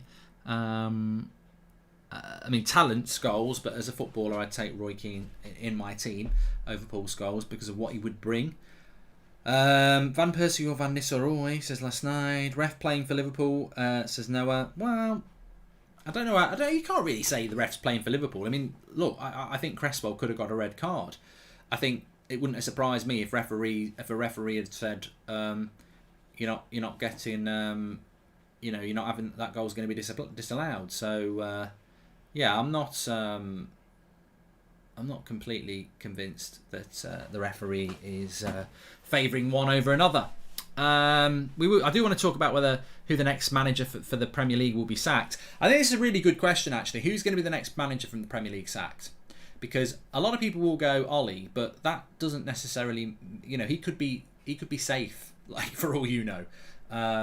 He should have been sacked. He should have been sacked a long time ago. But will he be the next manager to be sacked? Because there will be another manager to be sacked, and it could be Benitez. It could be someone like that. This West Ham type of football is what Ollie thinks he is playing, says Pedro. And Brentford boss, if not Ollie. Sad time, says crossing the channel. And Ollie Gunnar Solskjaer. Well, a lot of people saying Ollie. I hope you're right. Ref has been in West Ham's favour, if anything, says Rage. Bielsa. Yeah, I mean, that's not a bad shout. I mean, although I think Bielsa's got sort of legend. I don't know, because Obviously, I don't really think about Leeds very often, but has Bielsa not got sort of legendary status at Leeds? You know, they love him and they love him there, don't they? So I don't know whether they would sack him. They're not having a great season, but I also think that, you know, Bielsa's a very sort of popular manager to criticise. You know, there's a lot of arrogance around slagging off Bielsa. I always say the thing about Bielsa is that the way he tries to play football is very easy on the eye, but on top of that, look at his team. Like, his team isn't that good. He's got a set of players that are just man for man not that good. Like, compared to like Leicester's squad, West Ham's squad, Everton's squad. Like Leeds, go through a Leeds team, and there's loads of players in there that you know the names of, but they're not great players. I mean, Rafinha's a good player, but apart from that, they haven't got people like an Ndidi or a Vardy or a Harvey Barnes or a Tillemans or a Richarlison or a Calvert-Lewin. They don't have that quality of player there, and I think there is a real arrogance around Leeds that Bielsa's overhyped. But the reason he gets credit is because he's done it with players that just aren't household quality players. What do you think of the referee? I think it was dodgy the first half, but that tackle from Van Dijk is brilliant, says Envy. Maybe it's because I'm not really that fussed, but I've not really noticed a bad performance by the referee. I think it could have been a red card on Cresswell, which is hard to say because I wouldn't want it to be a red card and I want Liverpool to lose. But you know, you've got to look at it pragmatically, which is what I try and do, certainly on this channel. And when I saw it, I was like, oh, you know what? I'm sure we'll see it at half time again. Actually, definitely think it's a goal on Alisson. Agbona cannot see Alisson when he jumps. Alisson, he jumps before Alisson, and Alisson just makes a mess of it. That to me is a goal, and it was a goal, and it was the right decision. So if Agbona is purposely jumping into him, but Agbona's jumping in his own space. It's his own space. He's jumped early. He doesn't know the keeper's there, and the keeper's made a mess of it. So that's definitely a goal for me. They're showing it a few times on Sky. I wouldn't have been surprised if they'd said no goal, but I actually think that should be a goal. So, you know, that's fine. How does it feel to know Arsenal have more points than Manchester United, says Cairo? Not surprising, Cairo, actually. I think we expected that. I predicted this before the Spurs game. I said that Arsenal will be at least 3 points ahead of Manchester United by the international break, and at that point, I think we were level, or you were just, you know. So I knew it was coming. They're just going to show you the Trent goal. This is why I thought he would score. That from behind the goal shot is perfect if you're watching it on Sky at the moment. How can anybody blame the bloody keeper? Watch this back. How is somebody saying the keeper's at fault? What's he supposed to do there? He's whipped it out to come back in. Definitely nothing to do with the keeper. That's what your wall's there for. And if a player's good enough to get it over your wall, then a keeper's not going to be at fault. If it goes in on the keeper's side, it is. But no, brilliant technique, says Advath, and it was. Please subscribe, by the way, bottom right hand corner. That's football channel for everybody. Doesn't matter who you support, you're all welcome. We're on the road to 600k, which we're trying to hit before Christmas. So please do subscribe, bottom right hand corner. If we can get to 579,000 tonight, that would be great. We're currently 500 short of that. So bottom right hand corner to subscribe, get involved with the channel. We do a lot of watch-alongs on here. Obviously, we're going into the international break, so there won't be any Champions League or Premier League watch-alongs for a couple of weeks. But we do. They didn't even show the red card tackle at half-time. That's what Sky obviously think about it. They've got no intent on talking about that. But yeah, make sure you subscribe, bottom right hand corner. I'm an Arsenal fan and I'm welcome, says Jay Hood. As the table is, take one player from each team to make your ultimate 11, says Chelsea. Oh, it takes too much thought process for me, mate, to do that. Who will win the Europa League, mates? Says Taja. I'd have to know who was in it. Incy will be on in the morning, actually. Yeah, I'll drop him a message now, actually. Where is he?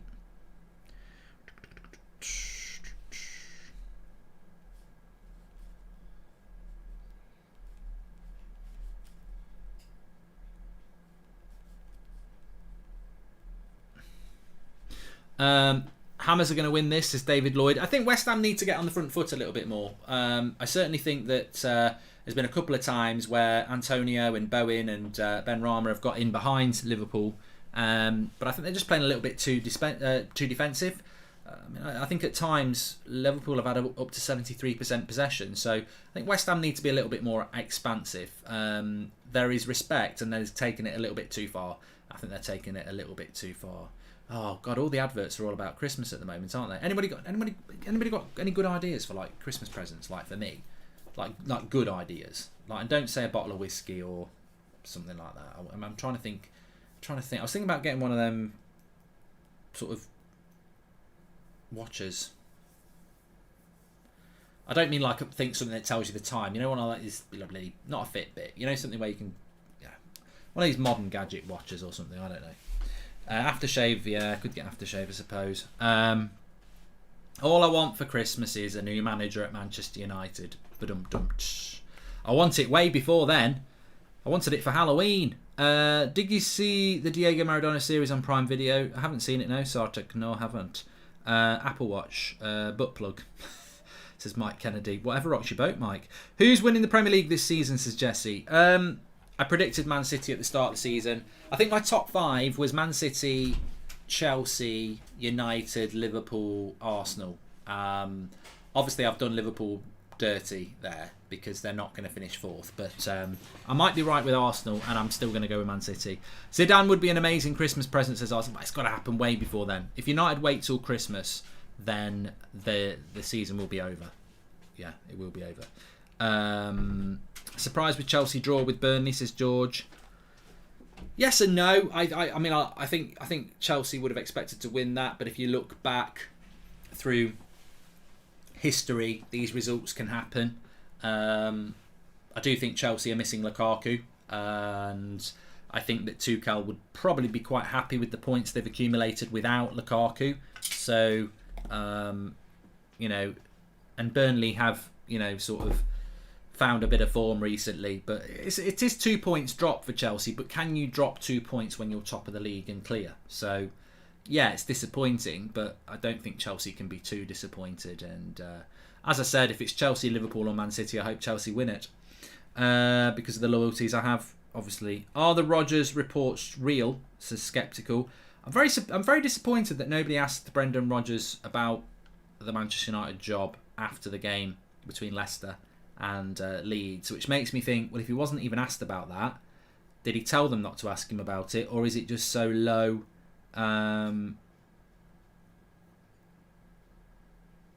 such a non-story that nobody even wanted to ask him about it?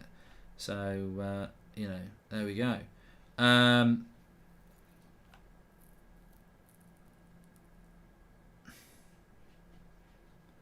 Andy Robertson's getting a bit of stick at the moment, isn't he? I noticed that from afar, but I think he's a good player. I don't watch Liverpool enough to know why the criticism might be there, really. But you know, there it is. There it is.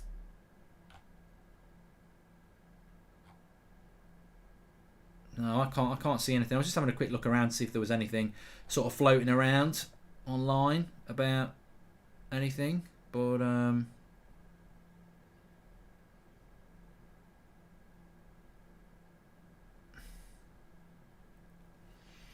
we'll see. I suppose no news is potentially good news. Thanks for the super chats, by the way. Jeffrey says, waking up at 8 a.m. in New York after a long night out to watch that crap football from United. Don't think I can do it until he needs to go now, says Jeffrey. There we go. CTR says, Mark, I'm just wondering what your favourite position is, and I'm not talking about football. And do you think it's possible for a multi-billionaire to buy Manchester United? I don't think the Glazers will ever be willing to sell, because why would they, says FBB. Well, whatever you say and whatever you think, the problem at Manchester United is the owners. That's the most consistent truth, and that's why we suffer. If you had owners that wanted to be the best football team, we wouldn't be in this position. The reason we're in this position every 3 years is because we've got owners that want to be the most lucrative for their pockets, and that doesn't necessarily go hand in hand with the ruthlessness that you need to be a successful football side. Salah did get the assist, yes. Kartik, I mean, I'm having a terrible fancy Premier League. I don't even want to look at it. I don't think I'll make 40 points this week. My keeper got sent off.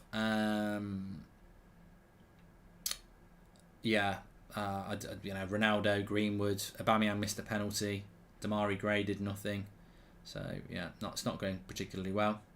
Wouldn't trust Ollie behind the wheel of a go-kart, says Randy Marsh. I wouldn't trust him behind the wheel of a Tesco trolley. And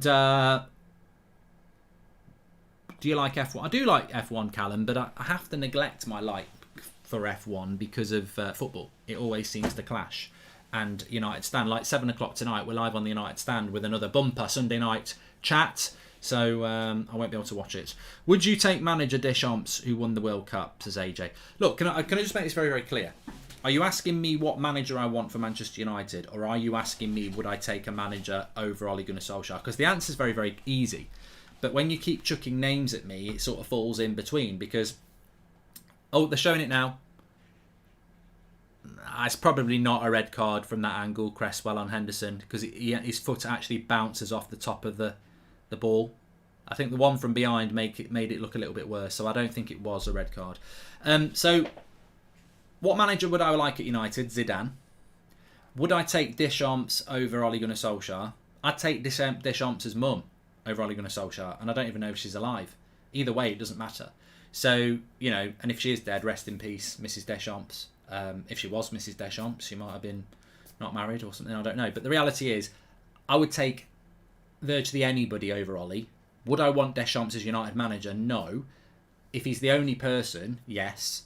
But I want Zidane. Last twice Chelsea won the Premier League. They drew 1-1 with Burnley in 14-15 and 16-17, says Matthew Marsden. And could Ollie leave by mutual consent? That way everyone looks good and Ollie still gets a payday, says Matt G. He could do. Would he want to do that? Christmas film watch-along. Depends what's on Amazon Prime for free, Tom. Because I can do a Christmas film watch-along and we can do it on Twitch, but it's got to be an Amazon Prime really, because then I can put it on the screen and do it that way. I can physically put it on the screen and put me in the bottom corner. That would be goat, wouldn't it? Right, let's get ready for the second half. At least FIFA's right. When you play on FIFA 22 and it's got all the bubbles on the screen, they do actually do that there. Although that's a poor attempt at bubbles. They've obviously only got a couple of bottles of fairy liquid left. There weren't many bubbles there.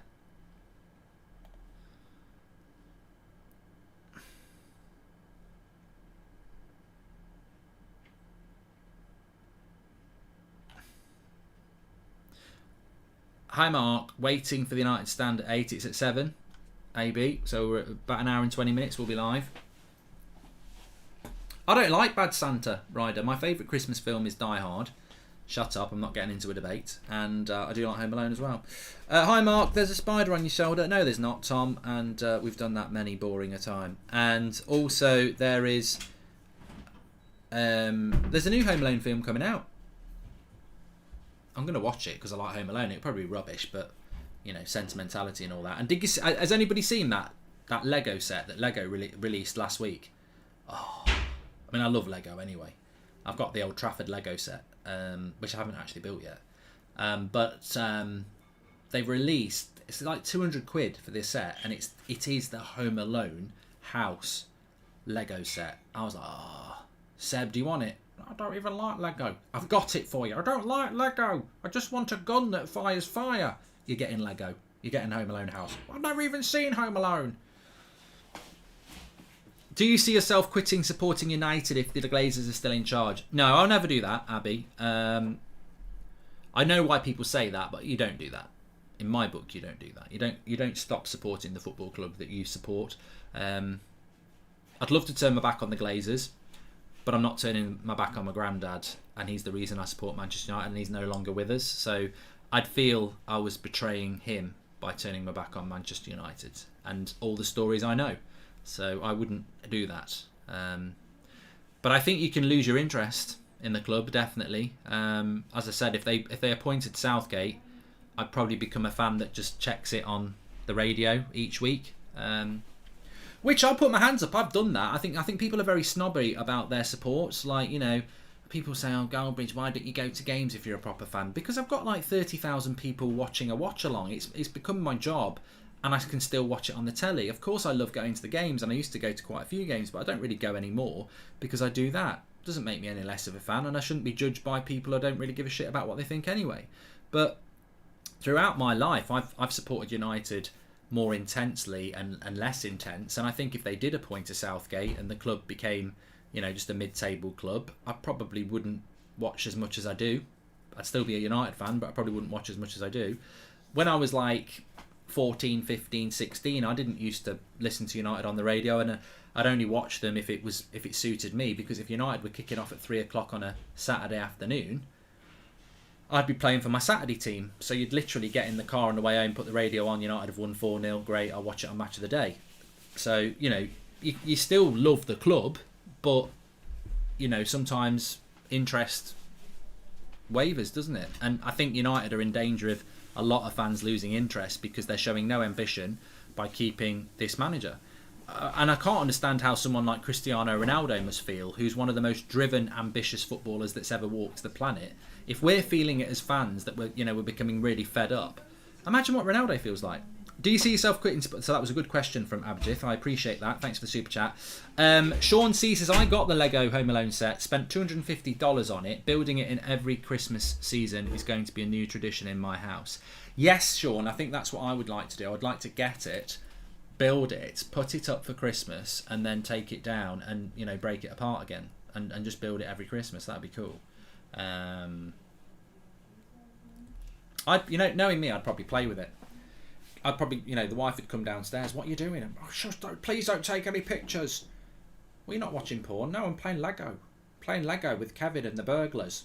Kevin! I'll never grow up. I'll never grow up. I've got friends from school who are my age, and like they're a lot more serious about stuff than me. I'm just can't grow up. I don't think I'll ever stop playing FIFA. They've hit the bar. They've hit the Denver. Declan Rice from a corner again. Liverpool are really struggling for those.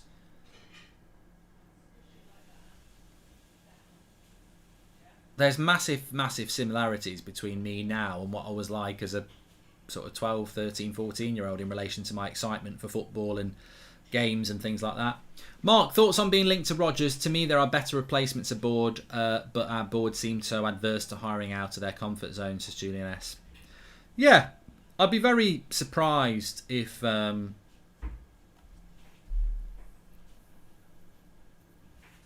Man United went for Brendan Rodgers. Not because I don't... Look, I'm going to talk about Brendan Rodgers at 7 o'clock. I've got a massive list of positives and negatives, and I don't want it to get lost in a Liverpool-West Ham watch-along. But I would be surprised if we went for him, not because he's necessarily a bad choice. I think some of the stuff I've seen online today is just a joke. Like, it's very disrespectful. He's not a bad coach. And what I will do as a spoiler is Brendan Rodgers was the Graham Potter of his time. When he was at Swansea, they were brilliant. Swansea were a brilliant team under Brendan Rodgers, and he was like the Graham Potter. So, you know, he's a good tactical coach.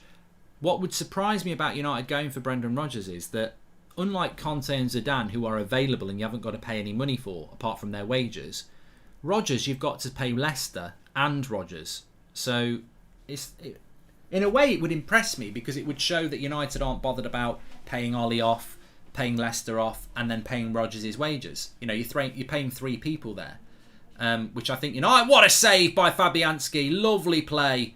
Jota put the cross. No, it was Robertson put the cross in. Mane, dead centre, gets the shot off, and Fabianski gets in the way of it. It was a big shout that was. But no, I would be impressed if United got Rodgers in relation to. It's not what I would expect from Manchester United to go and buy a manager from another club, basically, because that's expenditure.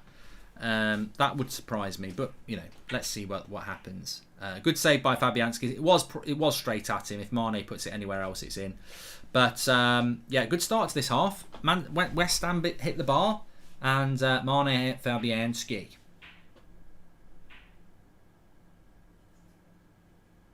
You know what? There's a lot of fans here who won't be watching, who aren't United fans. There'll be a lot of fans who are United fans, and you know what? I'm sure any football fan can empathise with this. You know when you've lost interest in how your club's being run. I just want to feel excited again. about Manchester United. And as long as Ollie's here, I'll celebrate as winning games, but I know ultimately there is this hole that's not going to get filled by Ole Gunnar Solskjaer and his coaches. And the minute he's sacked, you can start to believe again. And that's what I want. I just want that excitement again. There's no guarantee that the next manager's going to work, but the excitement of thinking it might work is what we want. And I just want that feeling. I really do want that feeling, and I just don't have that with United at the moment. What about Mancini? I do like Mancini, Joshua. I think he'd be a very good coach. And again, I'm not bothered. I'm not bothered that Brendan Rodgers managed Liverpool. My reservations about Rodgers, which I'll talk about it on the United Stand tonight, are not because he managed Liverpool. That's not even on the list for me. So with Mancini, the fact that he managed Man City, that's not on the list for me. At the end of the day, are you seriously going to sit there and say, I'd rather stick with Ollie than go for Brendan Rodgers or Mancini because they managed Man City and Liverpool? I'd take, if Jurgen Klopp came out after this game and went, I'm bored of managing Liverpool, it's the accent, it just goes right through me. I've been trying to deal with it for years, but I just cannot stand the accent. I want to manage Manchester United. I'd take Jurgen Klopp. He's a Liverpool legend. I'd take Jurgen Klopp. That's how bad the situation is at United. So I'm not bothered about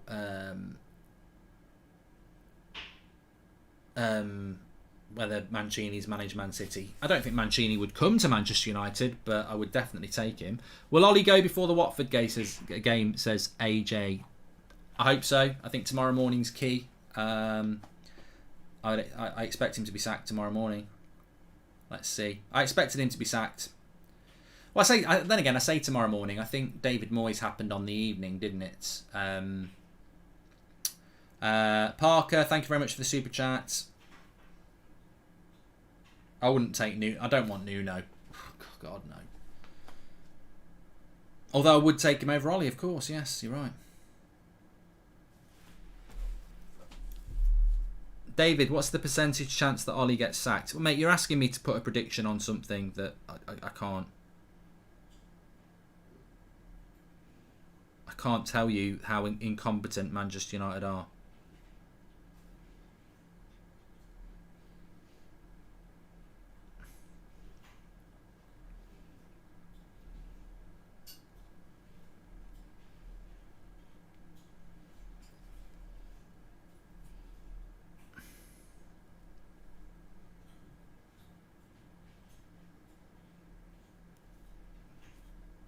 What's this about?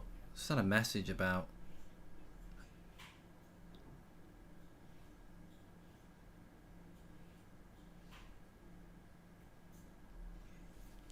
Hi Mark, what do you think about the future of thanks, says Parker? I don't know what that stands for, mate, so I can't really give you an answer on that.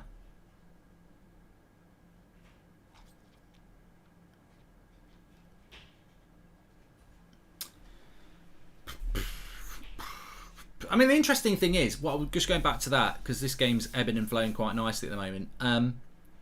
If United can go to Leicester and get Brendan Rodgers, and look, it remains to be seen whether they could do that, but let's say hypothetically, United go to Leicester, they pay them a severance fee, they get Brendan Rodgers in and they sack Solskjaer, right? If they can do that, they can get Ten Hag from Ajax. Because why are Ajax any different to Leicester? Brendan Rodgers is very happy at Leicester. But like a player, it's like Yuri Tillemans, is it? Does he want to stay at Leicester? He likes playing for Leicester, but he obviously wants to go and play for a bigger club. That can be the same for a manager as well. So, you know, if you can go and get Rodgers, you can go and get Ten Hag. Here's Mane. Salah. Over the bar. This would be a good point for West Ham. I mean, there's a long way to go, and I don't think it'll end 1-1, but I'm just thinking if it did end 1-1, it'd be a good point for West Ham. Sean Dyche. He's doing all right, isn't it? I've not looked at the table, actually. Let's have a quick look at the table while that goal kick gets played. So, you got Chelsea at the top, as we've discussed, with 26. Man City have got 23. Liverpool are currently on 23 if it stays a draw. West Ham would be on 21. Arsenal on 20. Arsenal 6 points off the top. They'll be dreaming of the title. But then you've got United on 17, obviously. Brighton on 17. Wolves on 16. Spurs on 16, Palace 15, Everton 15, Leicester 15, Southampton 14. Southampton have done well recently, haven't they? 3 wins out of the last 5. Unbeaten in their last 4. Brentford have lost their last 4. They're stuck on 12 points. I mean, look, the mad thing is with Brentford, if they just won and drawn 1 of their last 4, which they've lost, they'd be up to like 8th. So Brentford have got 12 points. Leeds are on 11. Villa have lost 5 in a row, as we know. They're on 10. Watford are on 10. Burnley are on 8. And then you've got Newcastle and Norwich on 5. I mean, I think Newcastle and Norwich are in big, big trouble. Burnley are starting to pick up points. And Brentford, I can see getting pulled in. I think Brentford need to be careful. I'll tell you what, I wouldn't love it if Brentford get relegated, because I think they've been a breath of fresh air. But I did look at it pragmatically, and I did say Brentford would be in trouble this season. I can see Brentford, Watford and Norwich going down, which is what I predicted, but Newcastle might be the one that helps Brentford. It could be Watford, Newcastle and Norwich. Although Ranieri's at Watford now, isn't he? It'd be interesting. United are never going to be in a relegation battle, and when it gets to the end of the season, you want the Premier League title race to be exciting, but you want the relegation battle to be exciting. I think the relegation battle has been boring the last couple of years.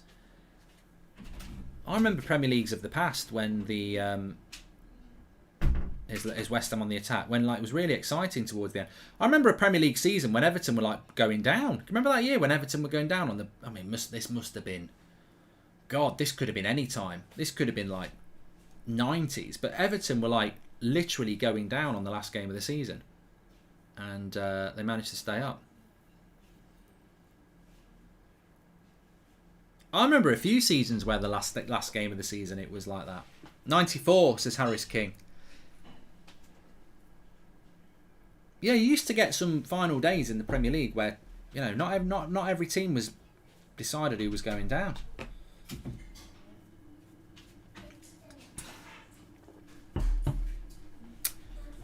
United have got a good run of games actually after the. I mean, presume if they bring a new manager in, they've got a good run of games.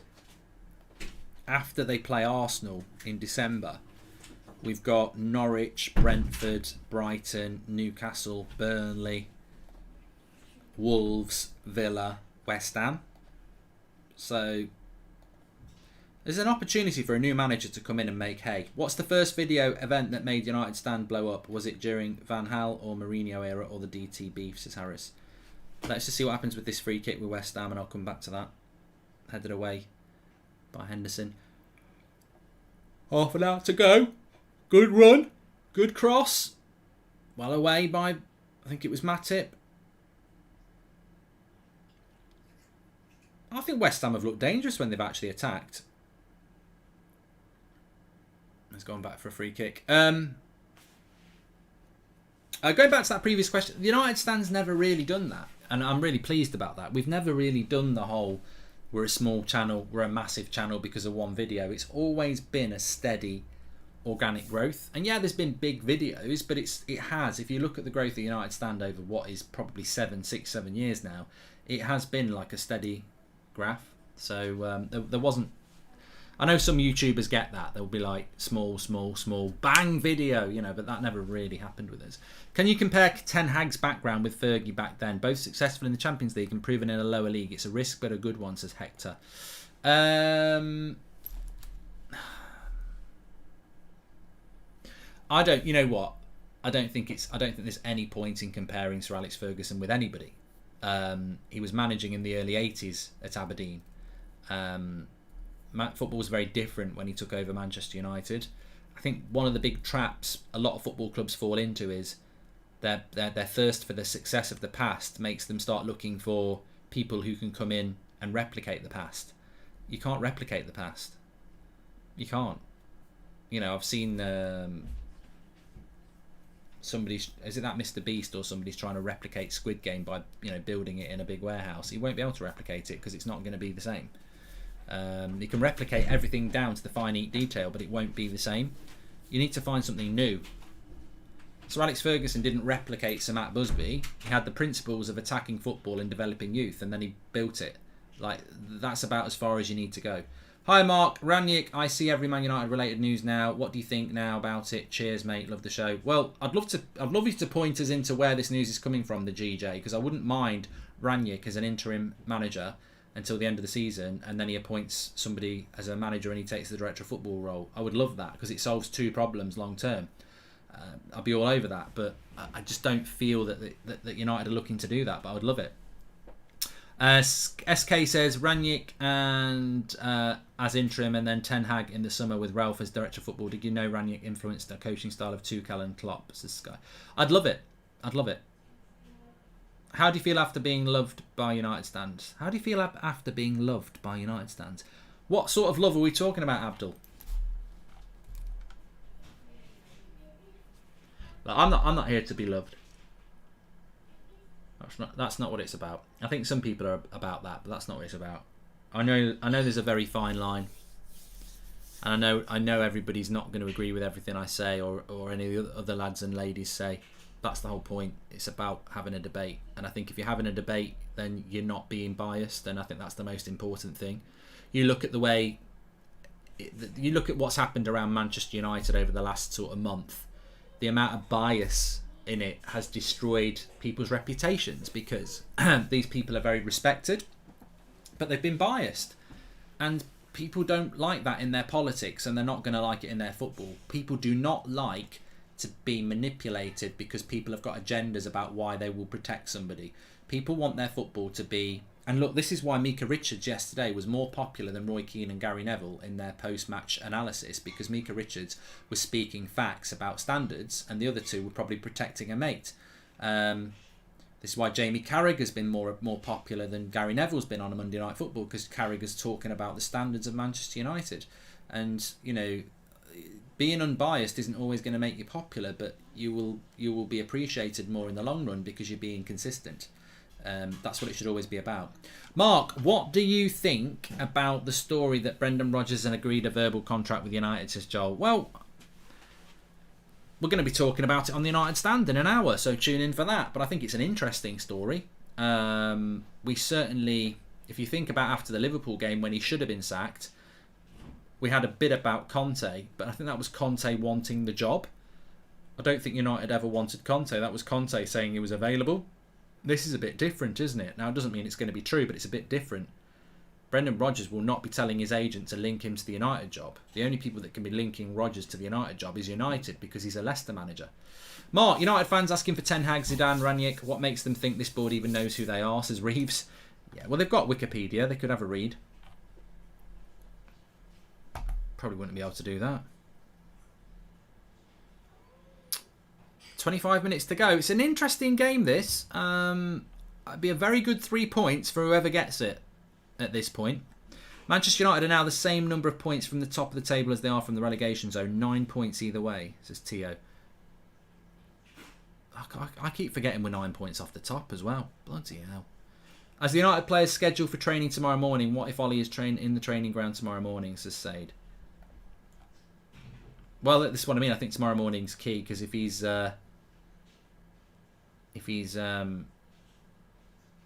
takes training tomorrow, then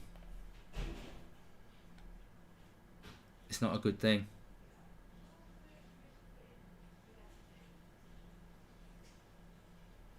Thiago's going to come on for Liverpool here.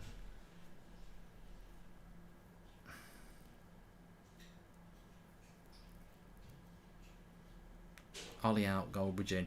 You know what? That sort of thing is, you know, I know that's banter, Adrian. And I think in relation to coaching and management, obviously none of us could do that job because it's a specialist job.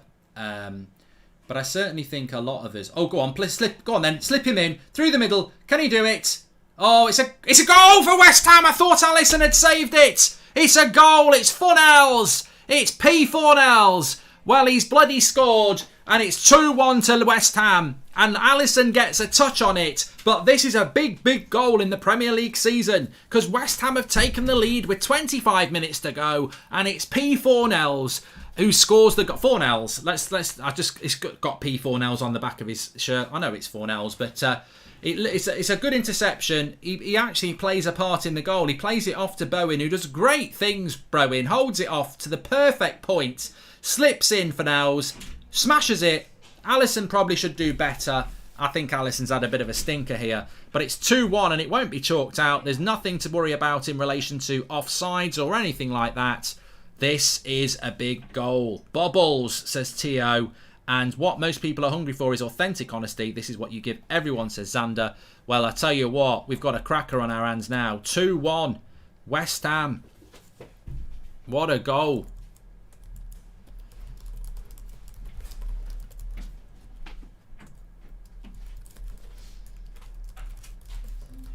That will not be chalked out. There will be no VAR review. Alex Oxlade-Chamberlain comes off. And Thiago comes on.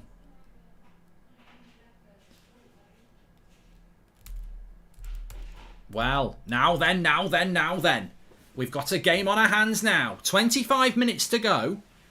As I said, I think West Ham would be over the moon. They'd be blowing bubbles with a draw. Liverpool, at the moment, have got to score just to get back in that position. West Ham in a very strong position. Side netting from a header on the back post by Jota.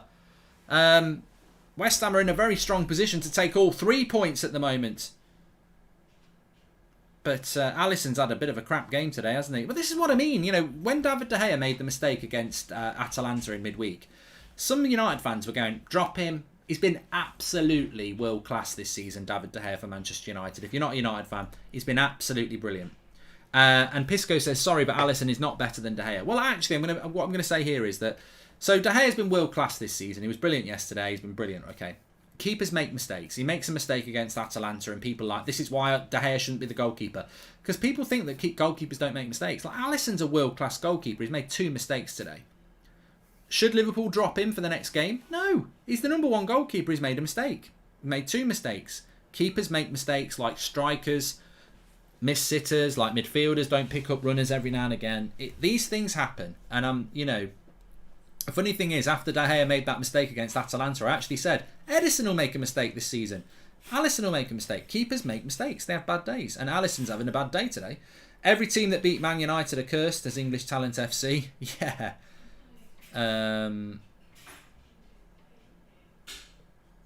Man City better watch out in the next game. Here's Mane. Neil Warnock for the United job, Mark, says Joseph. Yeah, we wouldn't do that.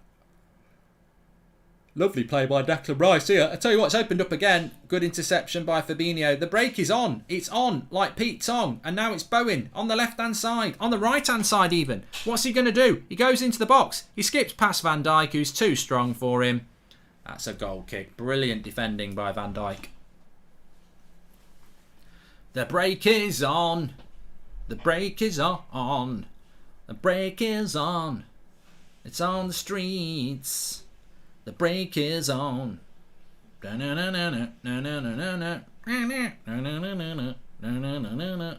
whoa, oh, whoa, whoa, oh. I'll stop.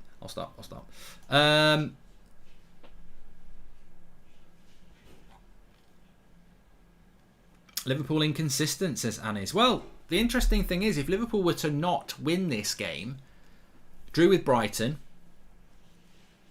could be 1 point from 6. If they get a draw out of this, could be 2 points from 6.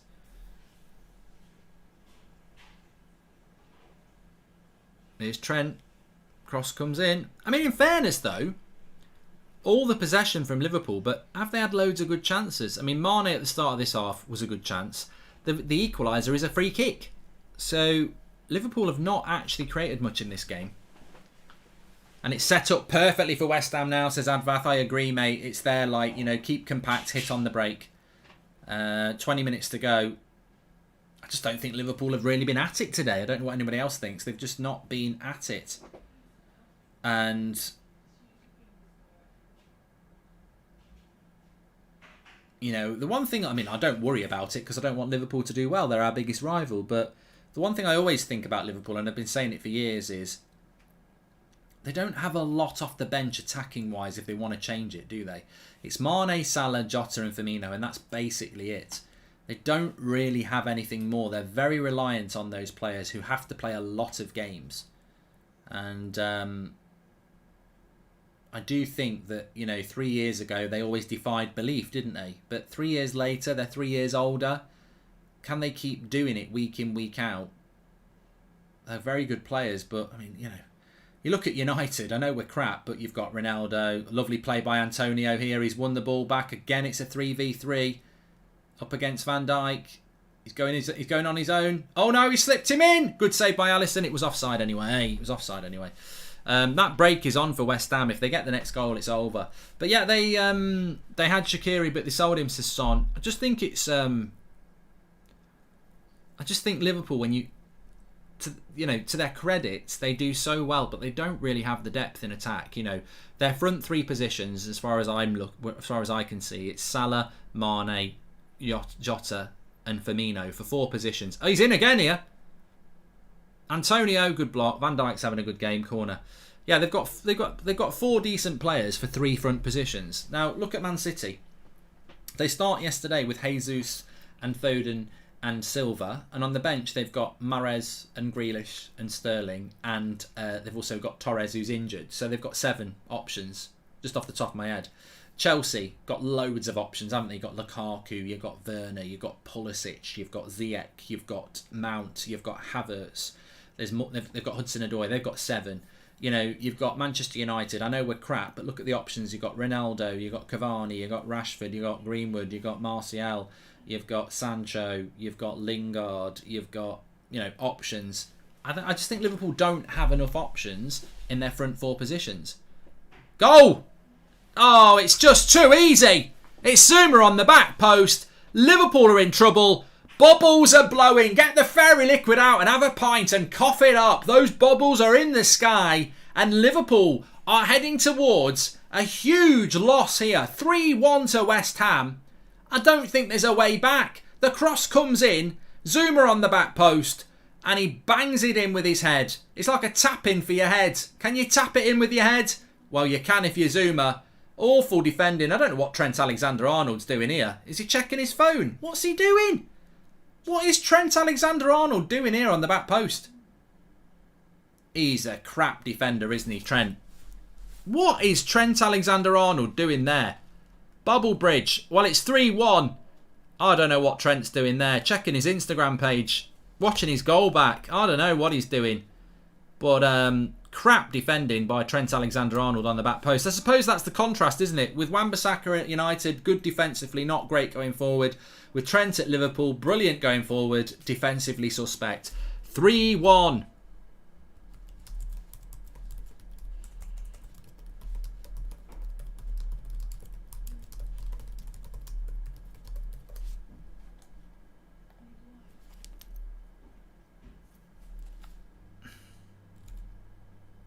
Massive goal for West Ham. 15 minutes to go. This is looking like a big result. And let's not forget this. In the context of the Premier League, West Ham would go up to 3rd. 23 points, 3 points off Chelsea, and Liverpool would be in 4th with 22 points. Massive result for West Ham. Let's give West Ham a bit of credit. I thought first half they weren't very good. They weren't very good, but second half they've created chance after chance after chance. I think Moyes has told them to stop being so defensive, and they've actually had a go. And they've been the better team. They've been the better team for it. Now West Ham's next game is Wolves. Then they've got Man City. Then they've got Brighton, and then they've got Chelsea. So 4 very difficult games coming up for West Ham after this. But what a position to be in after 11 games, 3rd position. 23 points, 3 off the top. Unbelievable. Unbelievable. And they deserve it based on the second half. Comparing West Ham to Manchester United, it all comes down to Fornells, Rice versus McFred. Everyone else, we have better quality, says Akaria. Games are won and lost in the midfield. The reason teams will beat United at the moment is because they're managed by Ollie and a bunch of crap coaches, but also because they pick McTominay and Fred, who aren't very good. Games are won in the midfield. Declan Rice and Soucek, good midfield. Games are won in the midfield. We will be refreshed after the break. Ollie said this a month ago, nothing will change. No new boss. Why are there so many international breaks? 6, says Cloud City. Can we get Moyes back at United, says Paul. And will you do a Cricket World Cup final watch along next Sunday? England could be in it and they could win it, says Farty. I don't even know what the tournament is. I thought England had already won that World Cup last year or 2 years ago. Thanks for the super chats, by the way. Please subscribe, bottom right hand corner. We're on the road to 600k. Everyone's welcome on here. Make sure you subscribe, bottom right hand corner. But Liverpool need a bloody miracle here. They're 3-1 down. They've not been very good second half. They've not created many chances, and they don't look like they've got much of an idea either. They can't. Their heads have sort of dropped a bit. They just can't get into this game at the moment.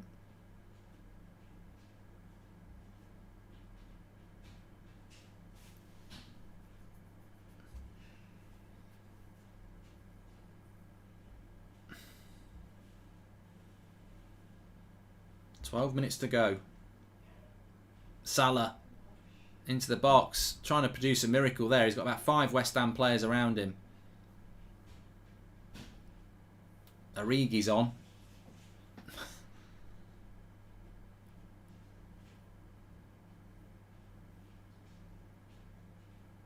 I mean, look, we were talking about this before the third goal from West Ham, but I think Liverpool do defy the odds. Like,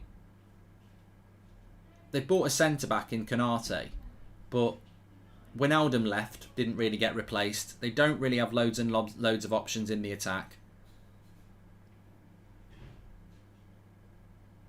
You know, did Klopp get the financial support in the summer?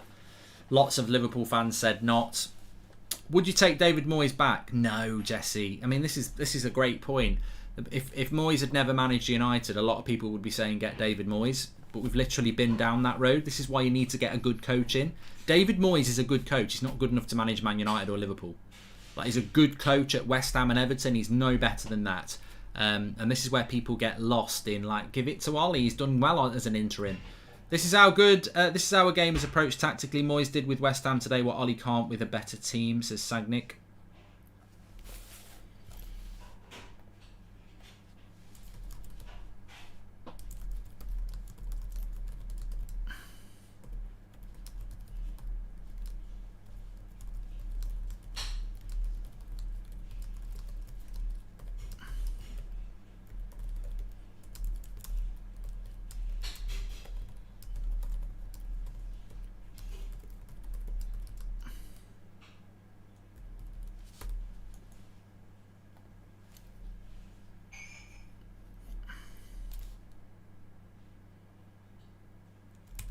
I mean, one of the interesting things is, I'm just looking on social media there, a few Liverpool fans saying that's us out of the title race, which is ridiculous when you're only going to be 4 points off the top.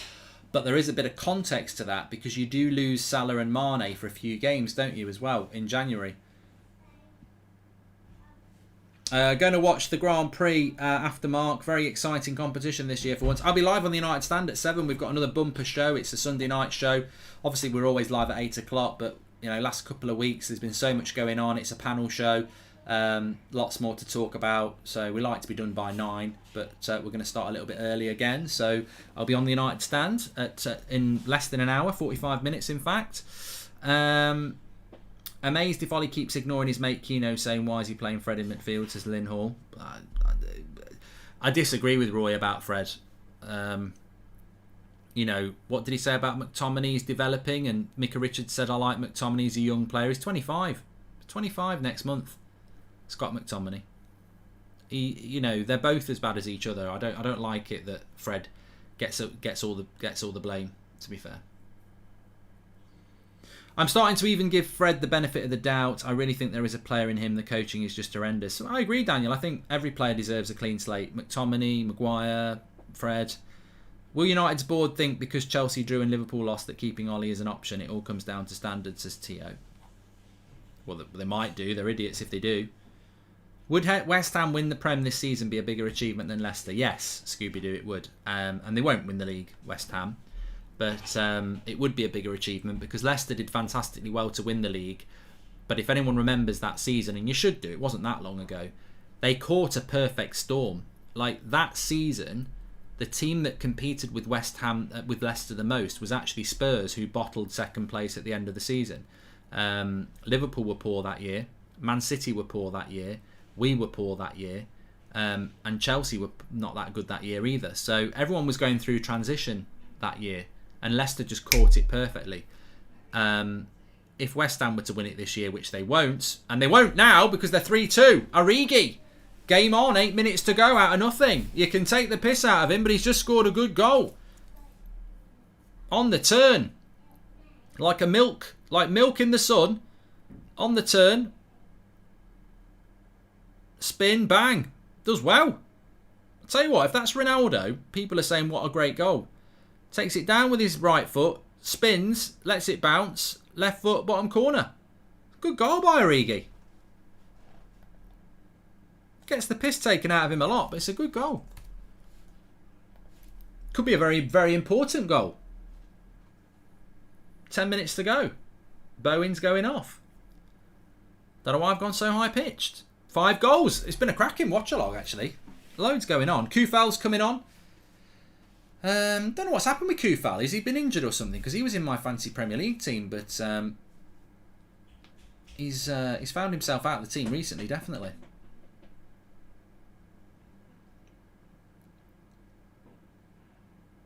Rice or Phillips, says Lucas. Definitely Phillips. It's pronounced Micah Richards, not Micah Richards. Micah Richards. It's Micah Richards, not Micah Richards. It's better than Michael Richards, which is what I typed on Twitter yesterday. Kufal's been injured. Thank you, Will. Oh, he's in again. Oh, ref. No, he's not giving it to Antonio. Matip floored him. Ref says play on. Thanks everyone who's tuning in. 16,000. Thank you very much. Got a tense last 10 minutes here. Can Liverpool get an equaliser? I think that Origi goal is going to be key now, because you'd fancy... Oh, Trent's free on the back post. He's got it. Make sure you subscribe. Bottom right hand corner. Cross comes in from Trent. He wants a handball. He's not going to get one for that. West Ham need an out ball. I think Antonio's not even made it back to the halfway line yet.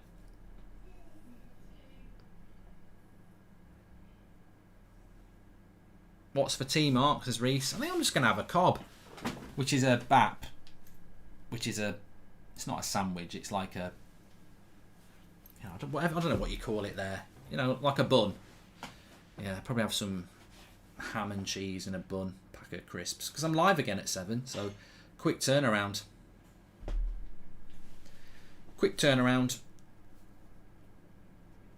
Yeah, Salah's not done much today. He's got an assist.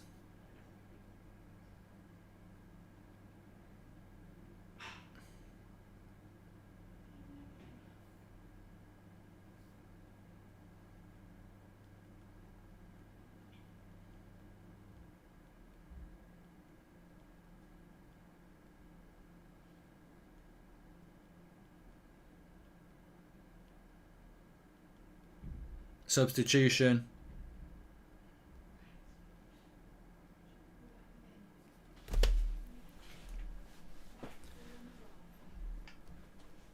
Five minutes to go.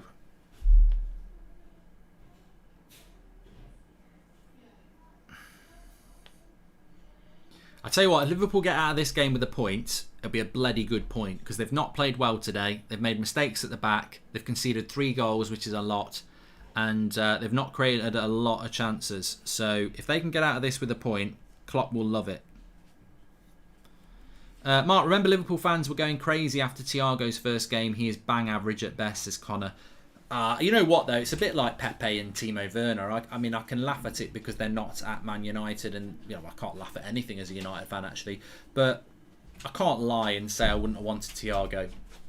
You know, I would have took Pepe, I would have took Werner, but I definitely would have took Thiago. You know, he's a good player.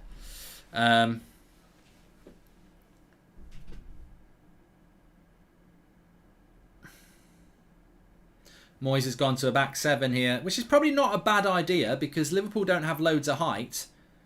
So West Ham will just be inviting the crosses really, and Liverpool are going to have to.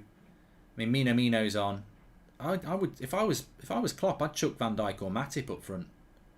Give yourself an option to cross. The break is still going to be on. There's Declan Rice. Does good into the left-hand side. He'll want a free kick here. That's a good tackle. It's a throw-in for Liverpool. Come on, West Ham, says T Savage. 5 minutes to go. Well, 3 minutes to go. I'd say there's at least 3 or 4 minutes stoppage time. So there's still plenty of time here. It's just how Liverpool are going to work the chance.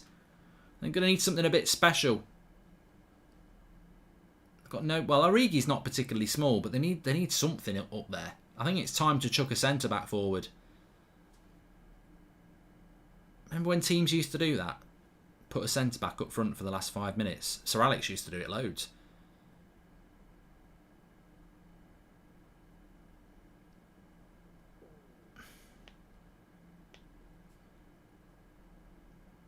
Crystal Palace for Europe. I mean, Clark, Crystal Palace have been a bit unlucky this season because they should have beat Arsenal, which would have been another 2 points.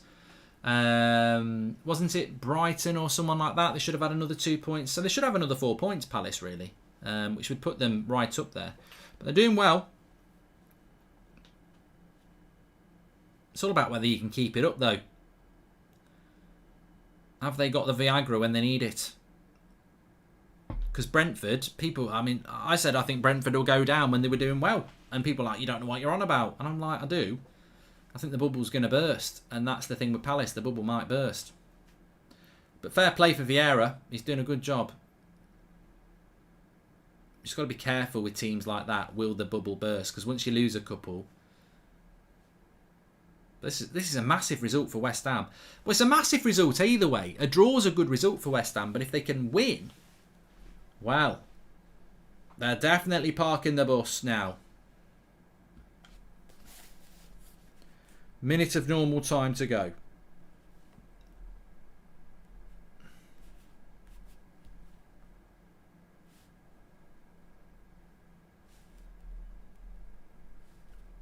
It's a bit early in the midnight hour for me to go through all the things that I want to be.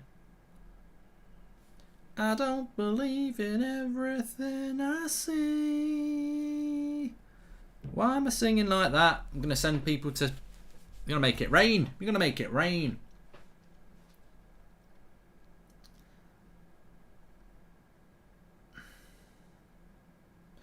Son says there's rumours that Liverpool want to sign Anthony from Ajax. I reckon it'd be a good signing. Yes, exactly. Perfect sort of Liverpool signing, actually.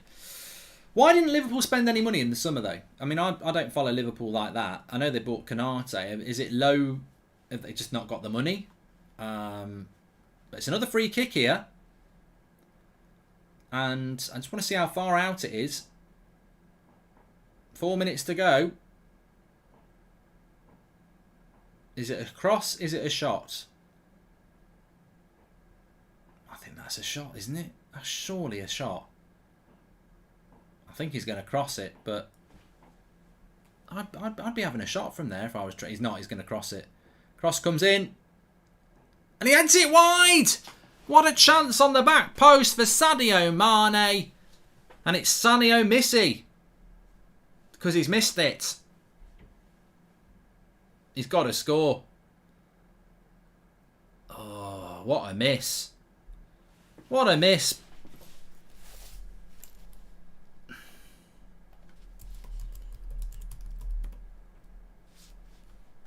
Timo Mane. I tell you what, no jokes, right? When I play Ultimate Team, and I only play it every now and again, I was playing it on Friday night, and I've got Werner up front, and I did win the game 4-3 anyway. But it's at the end of the first half, I'm 2-1 down, and I've got Sancho on the wing, and I cut inside. Keeper comes to it. I cross it across the 6-yard box. Werner's running onto it. And to be honest, I did get a bit excited and I held the circle button down a little bit too long and he blasted it over. I was just like, fucking hell. It's just, you know, I actually went Timo Werner, but it was Timo Werner. But I was like, you know, it was a little bit my fault because I pressed circle a bit too long, but it was literally an open goal, dead centre from 6 yards out. Free kick to West Ham here in their own half. 2 minutes to go. Well, Liverpool are only going to get a point if that. Who's been the bigger disappointment, Leeds or Leicester, says Road to Dawn. I think Leeds have had a tough season, haven't they? Is it second season syndrome for Leeds as well? Yeah, it is a little bit. You know, maybe they've been figured out a little bit.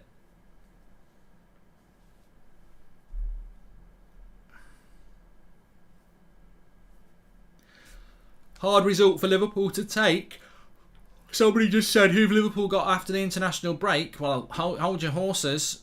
I'll tell you. I know they've got Arsenal very soon after the international break. In fact, straight after the international break is Liverpool-Arsenal. What a game that's going to be. Only 2 points separating them. Liverpool play Arsenal. 2 home games for Liverpool coming up. They've got Arsenal on Saturday the 20th at 5:30. And then they've got Southampton the following Saturday. They've then got Everton at Goodison. Then they've got Wolves at Molineux. So, and, you know, in January they're expecting not to have Salah and Mane. Well, they've got Chelsea, haven't they? I don't know whether they can play in that game on the 2nd of January. Crystal Palace and Brentford are their only Premier League games. I don't know how many they're going to miss. But, yeah. Big. Make sure you subscribe, by the way, bottom right-hand corner. This is a massive result for West Ham and a deserved result for West Ham. I've got to say it's a deserved result for West Ham. The GJ says the board is competent, but they're mastering marketing. They exactly know how far they can go, and if not, they don't care. Just react to the reaction. Another chance in the box there from Origi, and it's straight into Fabianski's arms. I'm asking for a United Jack. He has been out for a year and lost motivation. He wants some ways to be motivated again, says thanks, says Matt. And Mark Love from India says Taki.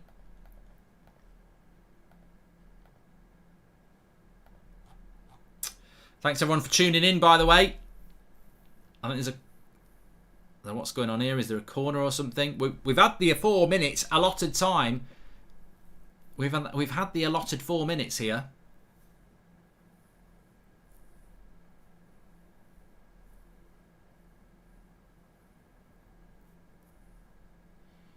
I think it's game over, folks. Well, thanks to West Ham.